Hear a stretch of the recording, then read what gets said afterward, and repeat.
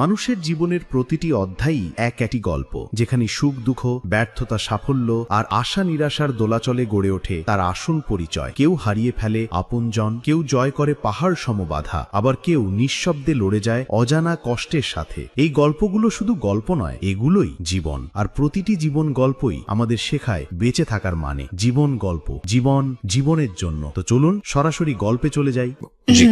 শুরু করুন প্লিজ। আমি ছোটবেলা থেকে শুরু করতে চাই। জি নিশ্চয়ই। আমার যখন বয়স 1 বছর 1 দিন, জি, ওই দিন আমার বাবা মারা যায়। আমরা তিন ভাই বোন, 3 ভাই 1 বোন ছিলাম। আচ্ছা।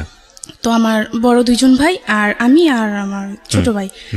আমার যখন 10 মাস কি 11 মাস এরকম সময় আর কি, আমার ছোট ভাই মানে হয়ে গেছে। আচ্ছা। আমার বাবার ক্যান্সার হয়েছিল 1993 সালে। আচ্ছা, তো কি করতো বাবা? পেশায় কি ছিলেন? বাবা একটা দোকানে ম্যানেজার ছিল ঢাকাতে। আচ্ছা, আপনারা কি তখন ঢাকাতে থাকতেন না, নাকি? আমরা গ্রামের বাড়িতে ছিলাম। আচ্ছা। বাবা ঢাকা থাকতো, আমরা গ্রামের বাড়িতে ছিলাম। আসা যাওয়া হতো আর কি। আচ্ছা। নানার বাড়ি সবাই ঢাকাতে থাকে। তারপর বাবা মারা যাওয়ার পর আমরা তো তখন ছোট, আমাদের তো ইনকাম সোর্স বলতে আর কেউ নাই। তো মামার বাড়ি থেকে অনেক হেল্প পেতাম। আমার বড় মামা ভালো অবস্থান ভালো, তো অনেক হেল্প পেতাম আমরা।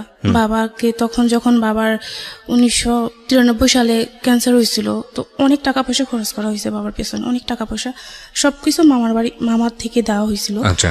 তারপর নানা ভাই বা মামারা চাইছিল যে মাকে নিয়ে যাবে, কিন্তু আমরা 4টা ভাই বোন কি করবো?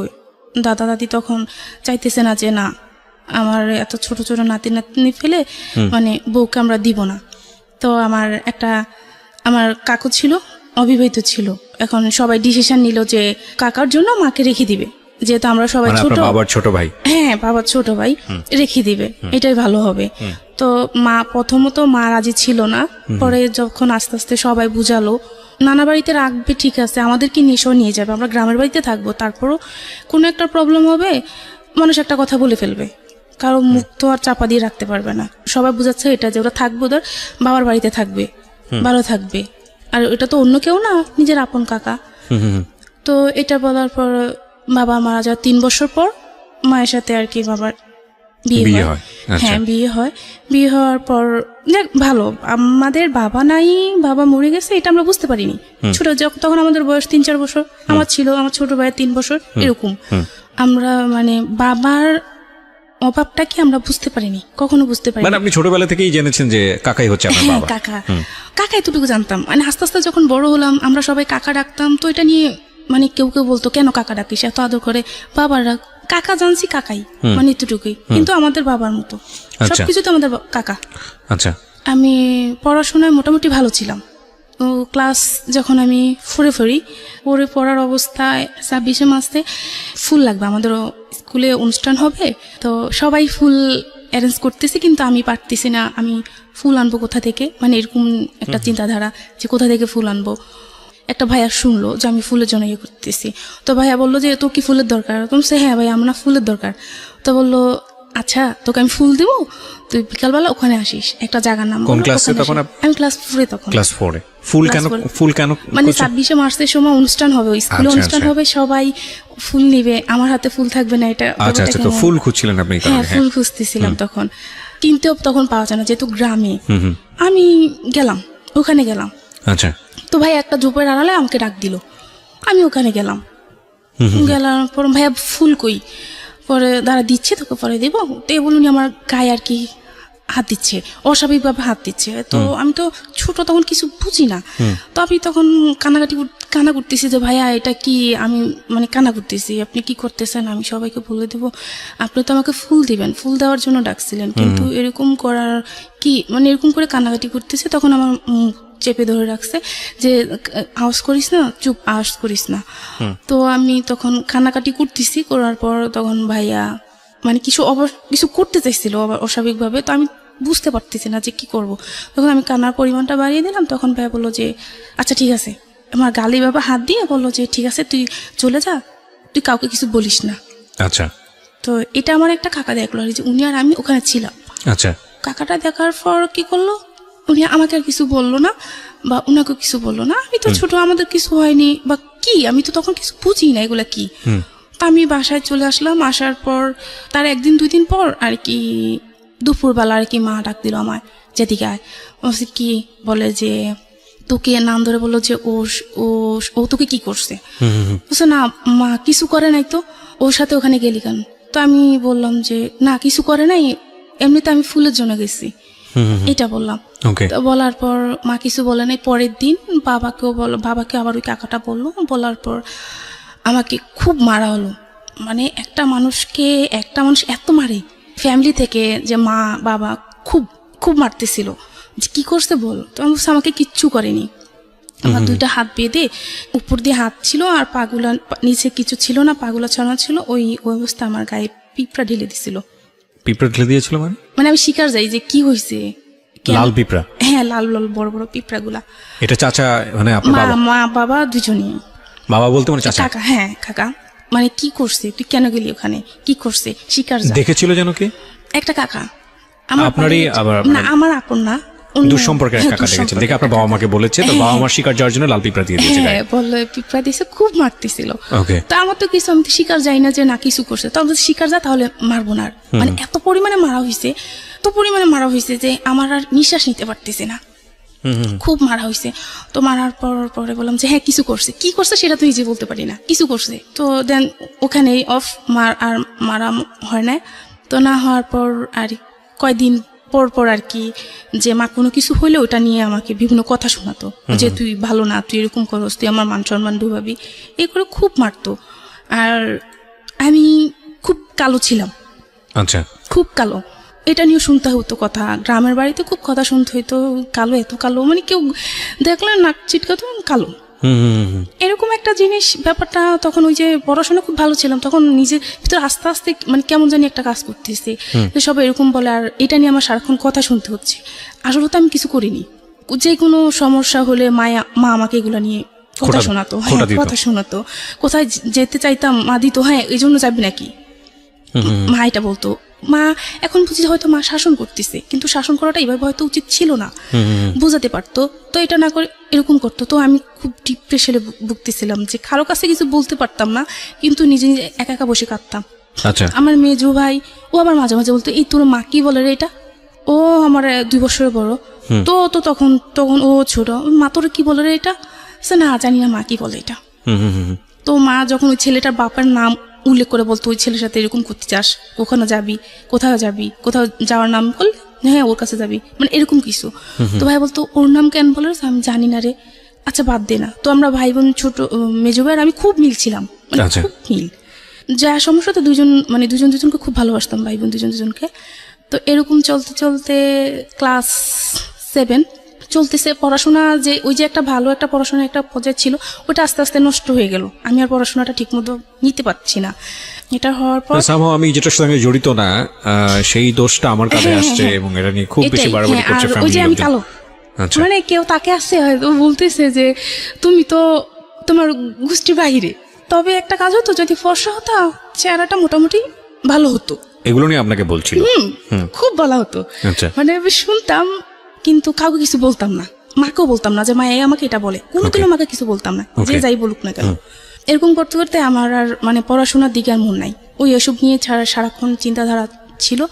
তো ক্লাস 6-এ যখন উঠি তখন মানে খুব অসুস্থ হয়ে যাই আমি এসবই এর ভিতরে। তো ডাক্তার বলতে এই সেই জন্ডিস, এই সেই রোগ, কিন্তু আসলে না, মানে মূলত আমার কি সমস্যা সেটা আমিই বলতে পারবো, যে আমি যেগুলো নিয়ে খুব টেনশন করি, যে কি হলো, মানে কেন এরকম হচ্ছে আমার সাথে। তো এটা হওয়ার পর ক্লাস যখন আমি 7-এ পড়ি, তো তখন আমাদের মোটামুটি ভালো চলতেছে, ফ্যামিলি ভালোই চলতেছে, মানে কোনো দিক দিয়ে কোনো সমস্যা দেখতেছি না। 2005 সালে আমার মেজো খালামণি মার্ডার হয়। ঘটনা কি ছিল, মানে আপনি কিভাবে দেখলেন, কিভাবে জানলেন? সেটা জানা হলো যে আমার মেজো খালামণিও আমাদের বাড়ি থেকে 2-3 গ্রামের পরে ছিল। মেজো খালামণির লাশটা পানিতে ভেসে ছিল। আপনি খবর পেলেন কিভাবে, আপনি জানলেন? আমাদেরকে ওনাদের মানে ও বাড়ি থেকে আমাদেরকে খবর দেওয়া হলো আর কি। তো আমরা যখন গেলাম, গিয়ে দেখলাম যে লাশটা অস্বাভাবিকভাবে কিছু, মা বুঝতে পারলো যে আমার বোনের এরকম হলো কেন, মানে একটা মানুষকে মেরে পানিতে ফেলে দেওয়া হলো, তার শরীরের অস্বাভাবিক কিছু দেখা গেল। তো মারা যাওয়ার পর মানে এই একটা সমস্যা শুরু হয়ে গেল, যে এই একটা আরেকটা জিনিস মানে মাথায় এফেক্ট করলো, যে এরকম একটা কিছু আমাদের লাইফে হয়ে গেল, যে আমার খালামণি খুব ভালো ছিল, আমাদের খুব আদর করতো। ওকে। মাও খুব মানসিকভাবে মানে ইয়ে হয়ে গেল।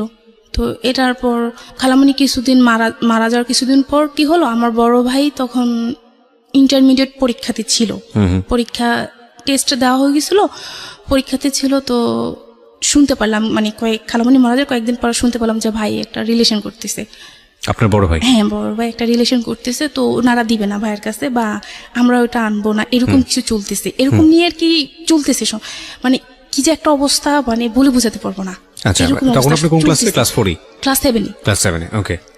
ভাইয়া রিলেশন করছে, এখন ওনারা দিবে না, আমরাও আনবো না, এরকম কিছু আর কি। ভাইয়া তো তখন ছোট ছিল, ইন্টারমিডিয়েট পরীক্ষা দিচ্ছে, তখন তারা আমরা সবাই ছোট ছিলাম, কিভাবে সম্ভব এখন। জি। মানে যার সাথে রিলেশন করছে তো উনি তো ভাইয়াকে বিয়ে করবে, ভাইয়ের সাথে আসবে, এটা নিয়ে ওনাকে খুব মারা হইতো। তো ওনাকে মারা হইতো, প্লাস ওনারা আমাদের এখানে আসতো, আয়েশা আমাদের সাথে ঝামেলা করতো যে আমাদের মানে মেয়েকে এই করছে সেই করছে, এইসব নিয়ে খুব ঝামেলা হতো। তো ঝামেলা হওয়ার পর এরকম ভাবে চলতেছিল। তো আমি যে ওই যে ক্লাস 4 থেকে কিন্তু আর কোনো ছেলেদের সাথে কোনোদিন কোনো ছেলের সাথে আমি আর মিশি না। ওই ঘটনার পর থেকে কোনো ছেলেদের সাথে মিশি না।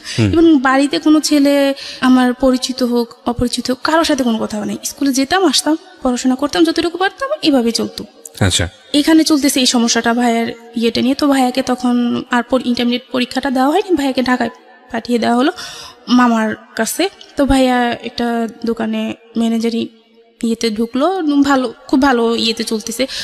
2008 সালে ওই ভাইয়া ওনাকে বিয়ে করলো। তখন আপনার ভাইয়া কি করে? ভাইয়া তখন শেয়ারের ব্যবসা করে। আচ্ছা। তো 24 বছর ভাইয়া তখন যে মেয়েটাকে লাভ করতো তাকে বিয়ে করলো। অনেক কিছু হয়ে বিয়েটা হয়েছে, অনেক কাহিনী হয়েছে, অনেক কিছু হয়েছে। ওনারা ঠিক আছে, সেটা ইম্পর্টেন্ট না, বাট আপনার গল্পটা ইম্পর্টেন্ট। এখন আমার যে গল্পটা ইম্পর্টেন্ট। তো এটা নিয়ে যা কানা হলো, আনার পর থেকে এখন আবার ফ্যামিলিতে আরেকটা সমস্যা যে আছে না, বউ শাশুড়ির সমস্যাটা, জি, ওইটাই চলতেছে। মানে মা বা ভাবি মানে ওনাদের প্রতিদিনে কিছু না কিছু নিয়ে সমস্যা হচ্ছে। তো কিন্তু আমাদের ভাই বোনদের সাথে বা আমার সাথে কোনো সমস্যা হয়নি, ভাবির সাথে কখনো কোনো সমস্যা হয়নি, ভালোই চলতেছে। এরকম ভাবে চলার পর যখন মানে এগুলা আমি ক্লাস তখন 9-এ পড়ি। আচ্ছা। ক্লাস 9, ঢাকা নরসিংদী থেকে তো একটা ছেলে আমাদের ওখানে একটা কাজে আমাদের ওখানে গেল। আচ্ছা। আমাদের ওখানে যাওয়ার পরও আমাদের মানে বাসার পাশেই তারা বাসা ভাড়া নিল। নেওয়ার পর ওরা আবার মার সাথে কথা বলতো বা মাকে কাকি ডাকতো, খুব ভালো।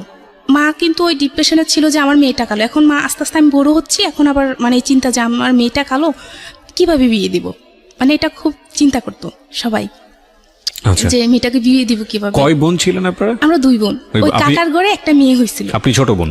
হ্যাঁ, না আমি বড়, আমার কাকার ঘরে একটা মেয়ে। আচ্ছা। হ্যাঁ। তো আপনি কি কাকাই বলতেন না বাবা? হ্যাঁ, কাকাই বলতাম। আমরা আচ্ছা। 4 জন কাকাই বলতাম, ছোট বোনটা বাবা বলতো। হ্যাঁ, বাবা বলতো। মা একদিন রাস্তায় কি করতেছে, মানে দাঁড়ায় আছে একটা মেয়ে, ফর্সা মেয়ে হেঁটে যাচ্ছে। তো হেঁটে যাওয়ার পর মা বলতেছে, হায় আল্লাহ, তুমি আমার ছোট মেয়েটাকে যা দিলা, আমার বড় মেয়েটাকে এরকম করে তৈরি করলা যে আমার মেয়েটাকে আমি একটা ভালো জায়গায় বিয়ে দিতে পারবো না। এটা আপনার সামনেই বলেছে? না, আমি ছিলাম না তখন। আচ্ছা। আমাদের অবস্থান তখন মোটামুটি ভালো, ভাইয়া শেয়ার ব্যবসা করতেছে, ভালো, খুব ভালো। মা এটা বলার পর একজন শুনলো, ওই যে যারা বাসা ভাড়া নিচ্ছে আমাদের ওখানে, ওই একজন শুনলো। মানে কার কাছ থেকে শুনেছে? মা বলতেছে, এটা ও শুনলো। আচ্ছা। ও হেঁটে যাচ্ছে, মেয়েটাও হেঁটে যাচ্ছে, মা ওই কথাটা তখন বললো, জুড়েই বললো। তো বলার পর আমি তখন স্কুলে ছিলাম। তো শোনার পর ও কি করলো, আমার একটা আপুর সাথেও ভালো মানে যোগাযোগ ছিল। তো আপুকে বললো যে এরকম মানে ওকে আমার ভালো লাগে, ওকে বলেন আমার সাথে একটু কথা বলতে। তখন আপনি ক্লাস 7-এ? না, ক্লাস 9-এ। আমি ক্লাস 9-এ তখন আমি ক্লাস 9-এ।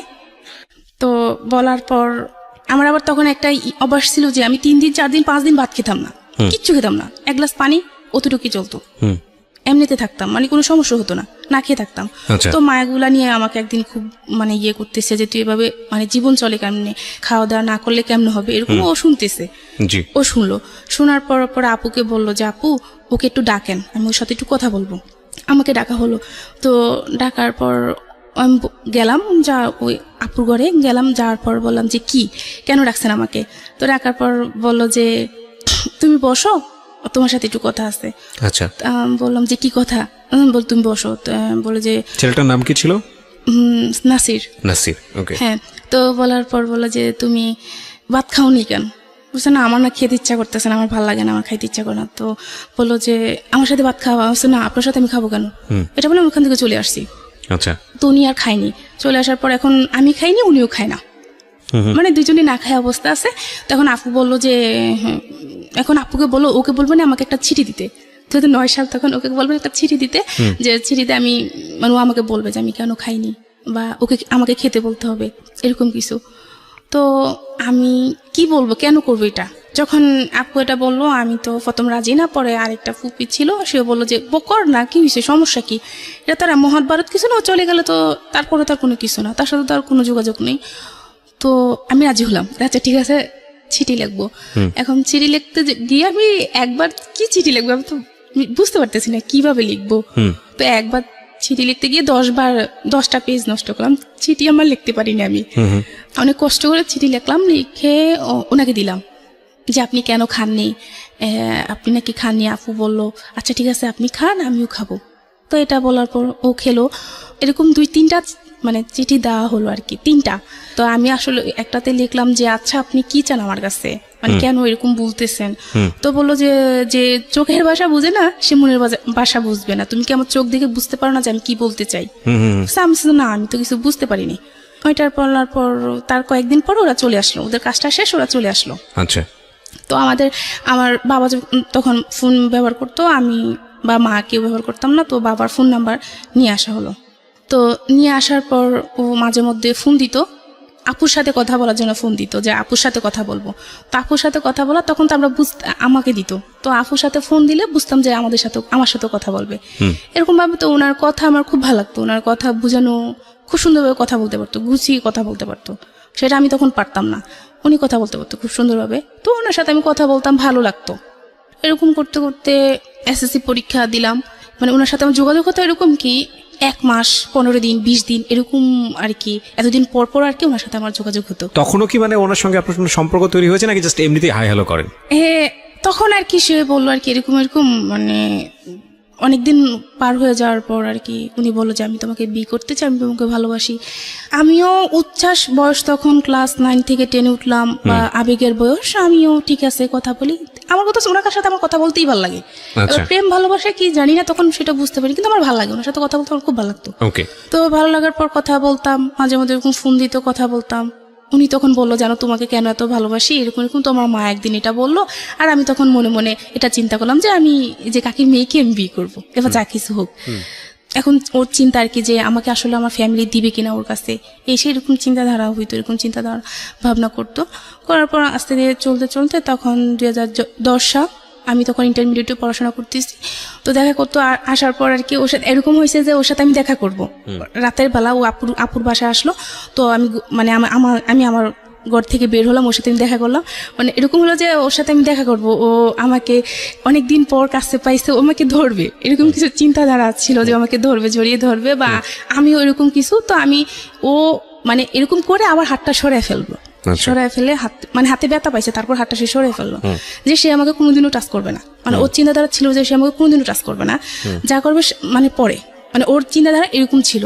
তো হওয়ার পর ওটা যাওয়ার পর যখন এসএসসি পরীক্ষার পর ইন্টারমিডিয়েটে উঠলাম, তখন আবার কি হলো যে আবারও বললাম যে ওর সাথে আমি দেখা করব, তো এখন কিভাবে দেখা করব? দেখা করা তো একটা ব্যাপার আছে, বাড়িতে আসা লাগবে না, এটা মোটামুটি বাড়িতে জেনে গেল। আমার বাড়িতে জেনে গেল, জানার পর আর কি বড় ভাই আর কি আমাকে বললো যে মুনি এটা কি ঠিক? আমি আবার ভাইকে বললাম যে ভাই আমার প্রতি বিশ্বাস রাখতে পারবো। যখন ভাই একটা সময় আমাকে বোঝালো এরকম কিছু করিস না, ভাইয়া ভুল করছি, কিন্তু তুই করিস না। তখন ভাইয়া ঠিক আছে আমি এসব কোনোদিনও করবো না।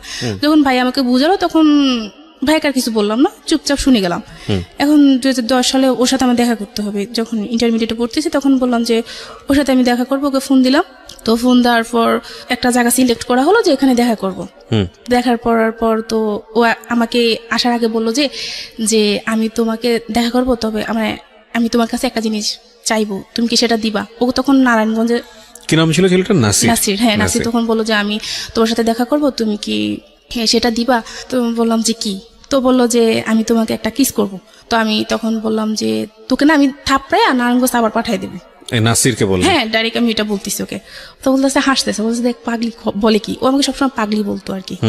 যাক হলো, তো ওর সাথে আমার দেখা করার আসলো। আর আসার পর আমার একটা আপুর বাসায়, অন্য আর একটা আপুর বাসায় দেখা করলাম। পরীক্ষা করার পর ওর সাথে তাও আমার দূরত্ব 2.5 হাত 3 হাতের মতো এরকম দূরত্ব বেজায় কথা বললাম, দেখা করলাম, করার পর ও চলে আসলো নারায়ণগঞ্জ, আমি চলে গেলাম বাসায়। তো তারপরে সে ফোন দিল আমাকে, ফোন দিয়ে বললো যে জানো আমি তোমাকে চাইলে কিছু করতে পারতাম, চাইলে তোমাকে একটা কিস করতে পারতাম, কেন করিনি জানো? বললাম যে কেন? যে আমি যদি তোমাকে এখন একটা কিস করি তাহলে এখানে সব কিছু শেষ, আমি জানি তুমি কেমন ধরে নেবে, এখানে সব কিছু তুমি শেষ করে দিতা, কিন্তু আমি সেটা করিনি। আমার দরকার তোমাকে সারাটা জীবন, আমার সারাটা জীবন ভালোবাসা নিয়ে আমি থাকতে হবে, তোমার ভালোবাসা নিয়ে। তো আমি এই সামান্য কতটুকু একটা কিসের জন্য আমি আমার সারাটা জীবন নষ্ট করতে চাই না, আমার ভালোবাসার মানুষটাকে আমি হারাতে চাই না। ঠিক আছে, আপনাদের মধ্যে ধরনের কিছু কথোপকথন হয়েছে। হ্যাঁ, এটা যখন শুনলাম, ওটা শোনার পর আমি তো তখন বললাম যে না, একে ছাড়া যাবে না। মানে সামহাও আপনার তাকে এই ধরনের কথার পরে খুব ভালো লেগে গেল। হ্যাঁ, ভালো লেগে গেল, একে ছাড়া যাবে না। তো আচ্ছা, আমি পড়াশোনা করতেছি, পড়াশোনা করি, ওর ভাবে থাকুক, যেহেতু সবাই বলতো যে আমি কালো, আমার বিয়ে হবে না এই সেই, তাহলে তো আমার সমস্যা নেই, আমি পড়াশোনা করি, ওর কাজ করুক, তখন ওই বাইরে চলে যাবে। আচ্ছা, তো কলেজে যখন লেখাপড়া করতেছি, সবার একটাই কথা, তুই এত কালো কিছু ব্যবহার করতে পারিস না, কিছু ব্যবহার কর, এখনকার মেয়েরা কত কিছু ব্যবহার করে, কিছু ব্যবহার করে ফর্সা হোক, এরকম কিছু বলতেছে। এমন ফ্রেন্ড আছে যে টাকা ধার নিল, তো টাকা ধারের বদলে কি বললো যে আচ্ছা ঠিক আছে টাকাটা পরে দিচ্ছি, এ বলে দোকান থেকে আমাকে ফর্সা হওয়ার ক্রিম দিচ্ছে। জিনিসটা কেমন? আচ্ছা তুই এটার দরকার কি? আমি যেমন তেমনই থাকি না, জি, দরকার কি? এটা করলাম, কয়দিন পর তো আমি আবার যেসব হয়ে যাব, তো দরকার কি? তার থেকে এমনি থাকা ভালো। এরকম করে চলতেছিল। আমি যখন প্রাইভেট ইন্টারমিডিয়েট পরীক্ষাতে ছিলাম, তখন আমি হিসাব বিজ্ঞান প্রাইভেট পড়তাম একটা ম্যামের কাছে। তো আমার হিসাব বিজ্ঞান খুব ভালো ছিলাম, খুব ভালো স্টুডেন্ট ছিলাম, যে কোনো কিছু আমাকে দেখাতো, একটা চ্যাপ্টারে একটা কিছু দেখাতো, দ্বিতীয়বার দেখাতে হতো না। তো এভাবে ভালো মোটামুটি ওই যে ক্লাস 4 থেকে ছেলেদের সাথে কথা বলা বন্ধ হয়েছে, এখন আস্তে আস্তে ছেলেদের সাথে মিশতেছি। এবার একজনের সাথে ভালোবাসার সম্পর্ক হোক আর ওদের সাথে ক্লাসমেট হোক, এভাবে চলতেছে, মিশতেছি। মিশার পর ওদের সাথে ভালোভাবে চলতেছি, পড়াশোনা করতেছি। তো মেয়েদের সাথে যাদের সাথে মিশি, একজনকে বলতেছে আর কি যে ও খুব ভালো মেয়ে। আমার একটা ফ্রেন্ড ওর আরেকটা ভাইকে গিয়ে বলতেছে ও খুব ভালো মেয়ে, ওর সাথে নির্দ্বিধা চলা যায় যে কোনো জায়গাতে, খুব ভালো মেয়ে। আপনার সম্পর্কে বলছে? হ্যাঁ, বলতেছে। তো বললো যে আচ্ছা ঠিক আছে, ও কেমন ভালো মেয়ে দেখবো, তোর নাম্বারটা দিস। এটা বলার পর তো বললো যে তো নাম্বার ইউজ করে না, কোনো নাম্বার ইউজ করে না, ওকে আর ওর নাম্বার দেওয়া যাবে না। তো আচ্ছা ঠিক আছে, ওকে দেখবো, অতটুকু ওখানে অতটুকু। আর যে এই যে এর সাথে যে আমি দেখা করলাম, ইয়ে করলাম, তারপর থেকে ওর সাথে আমি যোগাযোগ বন্ধ করে দিলাম, যে এর সাথে আমি এখন কথা বলবো না, দেখি না ও ভালো কোনো পজিশনে যায় কিনা। ওর মায়ের নাম্বার তো আমার কাছে আসছে, ভালো একটা পজিশনে যখন যাবে তখন আমিও আমার পড়াশোনাটা শেষ করি, সবকিছু মাথা থেকে দূরে ফেলে আমি আমার পড়াশোনাটা করি। আমার খুব ইচ্ছা ছিল যে আমি অ্যাকাউন্টিং এ অনার্স করবো, এরকম ইচ্ছা ছিল। তো তখন আপনি ইন্টারে পড়েন? ইন্টারে পড়ি, ইন্টার পরীক্ষার্থী, তখন ইন্টার পরীক্ষার্থী। তো আমার যখন পরীক্ষা চলে আসতেছে, এখন আমার ফোনে দরকার। মেজু ভাইকে বললাম, দেখ ভাই, এখন তো আমার পরীক্ষা চলে আসছে, এখন আমি কি করবো, আমার তো ফোনে দরকার। এখন বলতেছে আচ্ছা ঠিক আছে, আমি ভাইকে বলবো। এদিকে সাংসারিকভাবে যেটা হচ্ছে যে ভাই বা মায়ের সাথে ভাবির সাথে প্রবলেম চলতেছে অনবরত। এখন যুদ্ধ চলতেছে। এখন সবাই বলতেছে যে এভাবে তো হয় না, মেয়েটাকে বিয়ে দিয়ে দাও, যেহেতু মেয়েটা বড় হয়েছে, মেয়েটাকে বিয়ে দিয়ে দাও। এরকম ভাবে সংসার তো নষ্ট হয়ে যাচ্ছে। এখন 2 দিন পর মেয়েটা দেখতে এমনিতেই কালো, তারপর যদি সমস্যা এরকম ফ্যামিলিতে এরকম সমস্যা, কেউ ভালো কোনো জায়গা বিয়ে দিতে পারবে না, এমনিতে তো ভালো জায়গা বিয়ে দিতে পারবে না, এরকম মানুষ বলে, মুখের উপরে এসব কথা বলে, খুব খারাপ লাগে। তো এসব চলতে ছিল। তো ভাই আমাকে ফোন দিল, যখন মেজো ভাই বললো যে ভাই ওকে ফোন দেন, ওর তো এখন ফোনটা লাগে, যেহেতু সবার সাথে যোগাযোগ করতে হবে, পরীক্ষা চলে আসছে। তো এটা বলছে, ভাইয়া ফোন দিছিল আমাকে। ফোন দেওয়ার পর ওই যে আমার যে ফ্রেন্ড বললো যে আমার নাম্বার দেওয়ার জন্য, ওকে আমার ওই মেয়ে বন্ধুটা ওকে নাম্বার দিল। দেওয়ার পর ফোন না 2-3 দিন পর নাম্বার দিল, ও আমাকে ফোন দিচ্ছে, SMS দিচ্ছে। তো আমি তো ফোন পিক করতেছি না, বা SMS কে আপনি, SMS বলতেছে আপনি কে, কেন আমাকে ডিস্টার্ব করতেছেন, এই সেই এরকম চলতেছে। ও অন্য জায়গার পরিচয় দেয়, দেওয়ার পর নাম্বারে ফোন দিল। আমি আমার ক্লাসমেটই, ওই ছেলেটা আমারই ক্লাসমেট। আপনাকে আমি ওকে দেখিও না, চিনিও না কোনোদিনও। আচ্ছা, কিন্তু ওই নাম্বারটা নিয়েছে? হ্যাঁ, ওর একটা বোন থেকে আর কি, ও আমাদের সাথে পড়তো। তো নেওয়ার পর আপনার নাসিরের সঙ্গে যোগাযোগ অফ? হ্যাঁ, ওর সাথে আমার যোগাযোগ সম্পূর্ণ অফ। ওকে। ফোন দেওয়ার পর এরকম করতেছে, মা শুনলো। আমি যখন বললাম যে আপনি আমাকে ফোন দিন না, আমার প্রবলেম হবে এসে, তখন মা শুনলো। মা তো শোনার পর আমার সাথে খুব মানে রাগারাগি করতেছে। তো রাগারাগি করার পর আমি কি করলাম, মাকে ভাইয়াকে, বড় ভাইয়া তখন বাড়িতে ছিল, ভাইয়াকে ফোনটা দিয়ে দিলাম যে ভাইয়া ধরেন কে ফোন দিচ্ছে, আমি চিনি না ওকে, একটু কথা বলে দেখুন। তখন ভাইয়া কথা বললো যে ভাইয়া আসলে আমি ওর ক্লাসমেট, ও আমাকে কখনো দেখেনি, ওর সম্পর্কে আমি অনেক জানছি, জানার পর আমার ভালো লাগলো, এই জন্য ওর সাথে আমি একটু কথা বলতে চাইছি, আর ওর সাথে আমি ফ্রেন্ডলি কথা বলবো, আমি কথা দিচ্ছি ওর সাথে আমি ফ্রেন্ডলি কথা বলবো। তো হ্যাঁ বললো আচ্ছা ঠিক আছে। যখন আমার ক্লাসমেটে এরকম কথা বলে আমার ভাইয়ের কাছে, যে খুব ভালো মেয়ে ভাইয়া, ওর সাথে আমি কথা বলবো, তখন ভাইয়া বললো যে আচ্ছা ঠিক আছে। তো ভাই আয়শা বললো যে তুই কথা বলিস ওর সাথে, তোরই ক্লাসমেট। ও তখন ওর সাথে কথা বলতে লাগলাম, মাঝে মধ্যে কথা বলতো, ফোন দিত। তো ও তখন মানে ওর সম্পর্ক ছিল, তো বলতো আমাকে যে ওর বাবার সম্পর্কে আমাকে বলতো, আজকে মানে ওর প্রেমের একটা সম্পর্ক ছিল অন্য একটা মেয়ের সাথে। ছেলেটার নাম কি ছিল? সাদ্দাম। সাদ্দামের সঙ্গে আপনি কথা বলতেন, আপনার ক্লাসমেট সে? হ্যাঁ। ওর আবার অন্য একটা মেয়ের সঙ্গে সম্পর্ক? হ্যাঁ, সেটা আপনাকে বলতো? হ্যাঁ আমাকে বলতো। আচ্ছা। তো আমাকে বলার পর এভাবে চলতেছিল, তখন ইন্টারমিডিয়েট পরীক্ষা শুরু হয়ে গেল। আমি যখন আবার মানে প্রাইভেট পড়তাম না, তখন আবার মানে ক্লাসমেট একজনকে জিজ্ঞাসা করে না যে তুই ইন্টারমিডিয়েটের পরে কোথায় অ্যাডমিশন নিবি, একজনকে বলে না। তো আমি তখন বলতাম যে আমি কুমিল্লাতে বা ঢাকাতে অন্য কোনো জায়গায় পড়াশোনা করব, অ্যাটলিস্ট এখানে পড়াশোনা করব না, কুমিল্লা ভালো কোনো কলেজে। ওইটা ও রাখলাম, বলতাম ওদেরকে, আর বাবা মাকে আমি সবসময় এটা বলতাম যে আমি ভালো কোনো কলেজে পড়াশোনা করব, আমি কিছু একটা করব। তো তখন পরীক্ষা চলতেছিল, পরীক্ষা চলার অবস্থায় আমি যে ওই যে নাসির সাথে দেখা করলাম, এটা আমার বড় ভাইকে কে যেন কি ওই যে আপুর বাসায় গেলাম, ওই আপু বলে দিল আরেকজনের কাছে, উনি আবার ভাইয়াকে বলে দিল। তখন ভাইয়া মাকে বলল যে এরকম যে আপনার মেয়ে এরকম করছে। তো মা যখন আমাকে জিজ্ঞাসা করলো, তা আমি বললাম যে মা এরকম কিছু না, এতটুকু শেষ, মা আর কিছু বলে নাই, ভাইও আমাকে কিছু বলে নাই।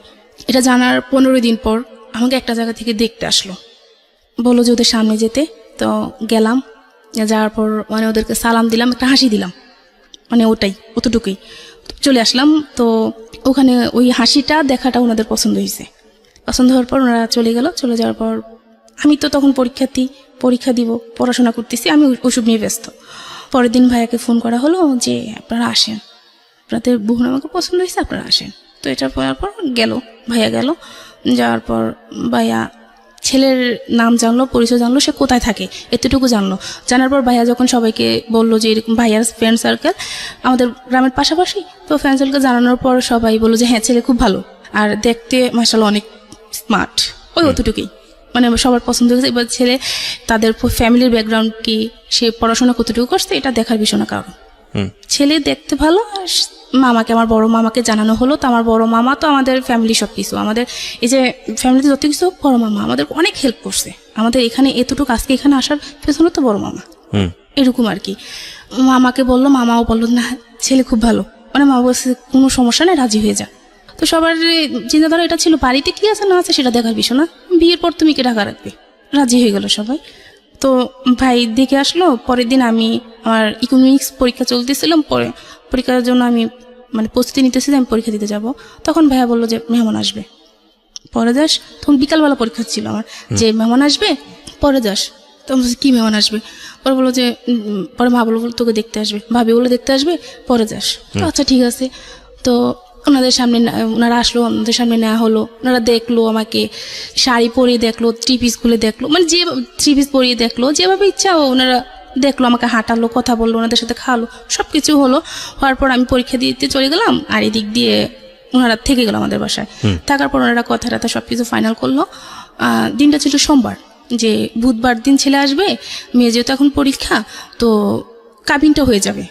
তারপর যার বাড়ি শেষে এতটুকু, পরীক্ষার পর আর কি আমরা অনুষ্ঠান করে আমরা বউ নিব, অতটুকু কথা শেষ। আমি বাড়িতে আসলাম। আপনি তো বুঝতে পারছিলেন যে আপনার বিয়েটা হয়ে যাচ্ছে? না, তখনও জানি না, মানে এত কিছু হচ্ছে, আপনি বাড়ির ছেলের সামনে যাচ্ছেন, হাসি দিয়ে চলে আসতেছেন, এটা তো বোঝাই যাচ্ছে যে কিছু একটা হচ্ছে। না, আমি তখনও বুঝতে পারি না যে বিয়ে হবে আমার, মানে ওই তারপর মূলত ওই আপনার মা যে আপনার ফোনে একটা কনভারসেশন শুনেছিল যে আপনি ফোন দিয়ে না, আমার বাসায় ডিস্টার্ব হবে, এরপর থেকে আপনার ফ্যামিলি অনেক সিরিয়াস হয়ে গেছে, যেভাবে হোক। এটা না, তাহলে ওই যে আমি নাসিরের সাথে দেখা করছি, ওটা শোনার 15 দিন পরে এই ঘটনাগুলো হচ্ছে। আচ্ছা, তার মানে এই ঘটনার প্রেক্ষিতেই আপনার ফ্যামিলি চিন্তা করেছে বিয়ে সাথে দিয়ে দিই, তারপরে যা হওয়ার হবে। হ্যাঁ, আর ফ্যামিলিতে ওই যে দুর্যোগ চলতেছে, বর্ষাশুরি যুদ্ধ, বুঝতে পেরেছি। বলেন, এসব নিয়ে তো মানে মেয়েটাকে বিয়ে দিয়ে দিলে ভালো হবে, এরপরে ছোট একটা মেয়ে আছে, ওটাকে পরে দেখা যাবে, এরকম কিছু আর কি। তখন আমি কলেজ থেকে আসলাম, পরীক্ষা দিয়ে আসার পর আর কি শুনলাম যে আমার বিয়ে ঠিক হয়েছে, বুধবার দিন বিয়ে হবে। আচ্ছা। মানে তখন তো আমি মানে কি করব বুঝতে পারতেছি না, যে হঠাৎ করে এটা কি, আর ওটা তো বলতে পারতেছি না। এখন তো বুঝতে পারলাম ওটা শোনার পরে এরকম হলো, আর ওটা কাউকে কিছু বলতে পারতেছি না, মেনে নিলাম যা কপালে যা আছে তাই হবে, আর কোনো সিনক্রেট করিনি। না করার পর তখন কি হলো, বুধবারে ওরা আসলো। এখন আসার পর আর কি ওরা দেখলো, এখন আবার দেখবে, বিয়ে হবে আগে দেখবে, ছেলে দেখবে।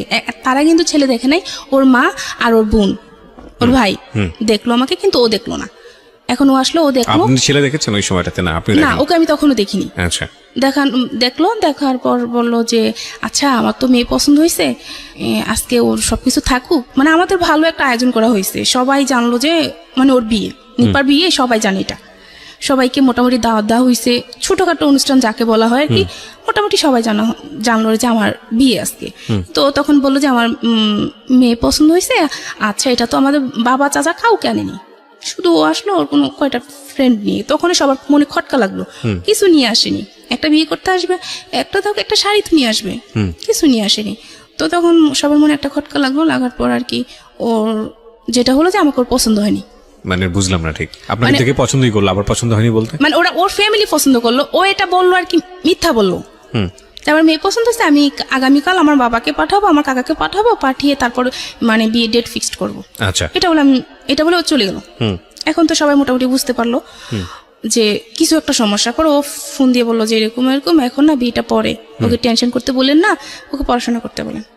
তো ওকে বিভিন্ন জন ভাইয়ের বিভিন্ন ফ্রেন্ড সার্কেলে এসে মানে বিভিন্ন মানুষ বুঝালো, বা ওদের বাড়ি থেকে যখন ওদের বাড়িতে গেলাম তখন শুনতে পেলাম আর কি, আমার শাশুড়ি টাশুড়ি সবাই বুঝালো যে মেয়েটা ভালো, দেখ কিচ্ছু হবে না, বিয়ে কর, কি হয়েছে, কালো হয়েছে, তাতে কি, কিছু হবে না। এটা করে ওকে বোঝানো হলো। বোঝানোর পর পরের দিন বৃহস্পতিবার ও আবার ভাইয়ের সাথে মিট করলো যে আপনি আসেন, আপনার সাথে দেখা করবো। তো দেখা করার পর আবার বিয়ে ঠিক করলো শুক্রবার দিন আবার বিয়ে ঠিক করলো। এখন তার কিছু করা নাই, তখন ডিসিশন নিলাম যে আর মানে বিয়ে কারোর সামনে যাব না, পড়াশোনা করব। মাকে বলে দিলাম কারোর সামনে আমাকে নিবেন না, এটা খারাপ, জিনিসটা যে কত খারাপ হয়েছে, মানে মাকে বললাম যে বুঝতে পারছেন যে আমার বিয়ে ঠিক হয়েছে, বিয়েটা ভেঙে গেছে, গ্রামের বাড়িতে জিনিসটা অনেক খারাপ জিনিস, তো আমার আর দরকার নেই, আমি আর বিয়ে করবো না, আমি পড়াশোনা করবো। যখন আবার বিয়েটা ঠিক হলো, দ্বিতীয়বার আমি কিছু বলতে পারলাম না, চুপচাপ বিয়েটা করে ফেললাম। শুক্রবার দিন বিয়েটা হয়ে গেল। দ্বিতীয়বার বিয়ে ঠিক হয়েছে কিভাবে? মানে একজনের সাথে ফার্স্টের দিন বুধবার দিন বিয়ে হওয়ার কথা ছিল, কিন্তু হয়নি। আবার শুক্রবার দিন ও নিজেই ঠিক করলো ভাইয়ের সাথে এসে যে আচ্ছা ঠিক আছে, আমরা আগামীকাল যাব, বিয়ে হবে। মানে ছেলেটা আবার রাজি হয়েছে? হ্যাঁ, আবার রাজি হলো। ওকে বিভিন্ন সবাই নাকি নাম কি ছিল? ওর নাম ছিল ফাহিম। হ্যাঁ, ওকে। বিয়ে হওয়ার পর যখন আমাকে আর ওদের বাড়িতে না হয় না, আমাদের বাড়িতে রাখলো, যেহেতু পরীক্ষা। তো ওকে আর আমাকে একটা ঘরে দেওয়া হলো। দেওয়ার পর ওকে আমি দেখলাম, ওকে দেখার পর তো আমি মানে পুরা প্রেমে পড়ে গেলাম। আসলে অনেক সুন্দর ছিল, মানে আমি ও হিসাবে আমি কিছুই না, মানে এতটা সুন্দর ছিল। কথা বলতেছে, তো একটা জিনিস খেয়াল করলাম যে সে আমার দিকে একটাবারও তাকায়নি। আচ্ছা। তখন অনেকটা খারাপ লাগলো যে সে আমার দিকে একটাবারও তাকায়নি। একটা মেয়ের কত চিন্তাধারা থাকে, একটা মেয়ে না সবাই একটা চিন্তাধারা থাকে যে বিয়ের পর বাসরঘরটা হবে অন্যরকম চিন্তাধারা থাকে। তো আমি দেখলাম যে আমার হাজবেন্ডটা আমার দিকে একবারও তাকায়নি আমার দিকে। না তাকানোর ফলে আমি আর কিছু বলিনি। ও কথা বলতেছে, বুঝাচ্ছে যে বিয়ে মানে কি, এই সেই একটা বিয়ে সম্পর্কে বিভিন্ন ধরনের কথা বোঝাচ্ছে, কিন্তু ও আমার দিকে শুধু চোখ বন্ধ করে কথা বলতেছে, একটাবারও আমার দিকে তাকায়নি। আচ্ছা। না তাকানোর পরে তো রাতে মানে যখন ঘুমাতে গেলাম, আমি ওর হাতের বাম পাশে ছিলাম। তো রাতে খেয়াল করলাম যে ও আমার বাম পাশ থেকে ডান মানে আমার ওপাশ হলো গিয়ে মানে সিগারেট বাসরাতে। জি। তো এটা দেখার পর তো পুরো আমি শকড যে বিয়ের রাতে হাজবেন্ড একটা বার আমার দিকে তাকালো না, এখন সে সিগারেট খাচ্ছে, মানে জিনিসটা কেমন? এরকম রাত্রে দুইটা খেলো। তো খাওয়ার পর খুব খারাপ লাগলো যে আল্লাহ জানি কপালে কি আছে। তারপর আর কাউকে কিছু বলিনি। বলার পর পরের দিন ও আমাদের বাড়িতে ছিল, থাকার পর ওর একটা ফ্রেন্ড নাকি আমাদের বাড়িতে আসতে চাইছিল, যেহেতু শ্বশুরবাড়িতে যাব। তো বললো যে আমার শ্বশুরবাড়িতে যাবি কি? আমার নিজেরও তো মন ঠিক না, আমার নিজের তো বউ পছন্দ হয়নি। সে সেটা তার ফ্রেন্ডকে বললো, এটা সে আমাকেও বললো। তো আমাকে বলার পর আমি আড়ালে দাঁড়ায় কান্না করতেছি যে কি হলো কপালে। তো কান্না করতেছে, ভাবি দেখলো কি হলো, ভাবি এরকম উনি এই কথা বলে। তো ভাবি ওকে খুব বুঝালো যে ভাই হ্যাঁ বলতে পারবেন মেয়েটা কালো, কিন্তু মানে ওর মতো মানুষ হয় না, সারাটা দিন বলে যেতে পারবেন কিন্তু কোনো প্রত্যুত্তর করবে না। খুব ধৈর্যশীল একটা মেয়ে, ওকে আপনি কখনো কষ্ট দিন না। তখন অতটুকু তো ভালোই চলতেছিল, ফোনে কথা টথা বলতাম। ও 3 দিন থেকে চলে আসলো ঢাকায়, ওর সাথে ভালোই কথা, ফোনে কথাবার্তা ভালোই চলতো, খুব ফোনে অনেক কথা চলতো, অনেক কথা হতো। তো ওকে বিভিন্ন কথার মাধ্যমে বুঝাতাম যে শুনো, বাবা মার পছন্দে বিয়ে করছো কিন্তু এমন আচরণ তাদের সাথে করবে না যাতে তারা কষ্ট পায়। ভাই বোনের সাথে সবসময় ভালো ইয়ে করবা, আগে যে যতটা ভালো করছো তার থেকে বেশি ভালো করবা। তো ওর কথা বলতো, তোমার এই কথাগুলো খুব ভালো লাগে আমার, তোমার এই কথাগুলো আমার খুব ভালো লাগে। এটা হওয়ার পর যখন যখন বিয়ের 1 সপ্তাহ হলো, আগে শুক্রবার বিয়ে হলো, পরের বৃহস্পতিবার আর কি আমি ঘুমাচ্ছি, ও অনেকবার ফোন দিচ্ছে আমার ফোনে, কিন্তু আমি এত ঘুম যাচ্ছি যে আমি ফোনটা রিসিভ করতে পারতেছি না। ও 26 বার আমাকে ফোন দিল।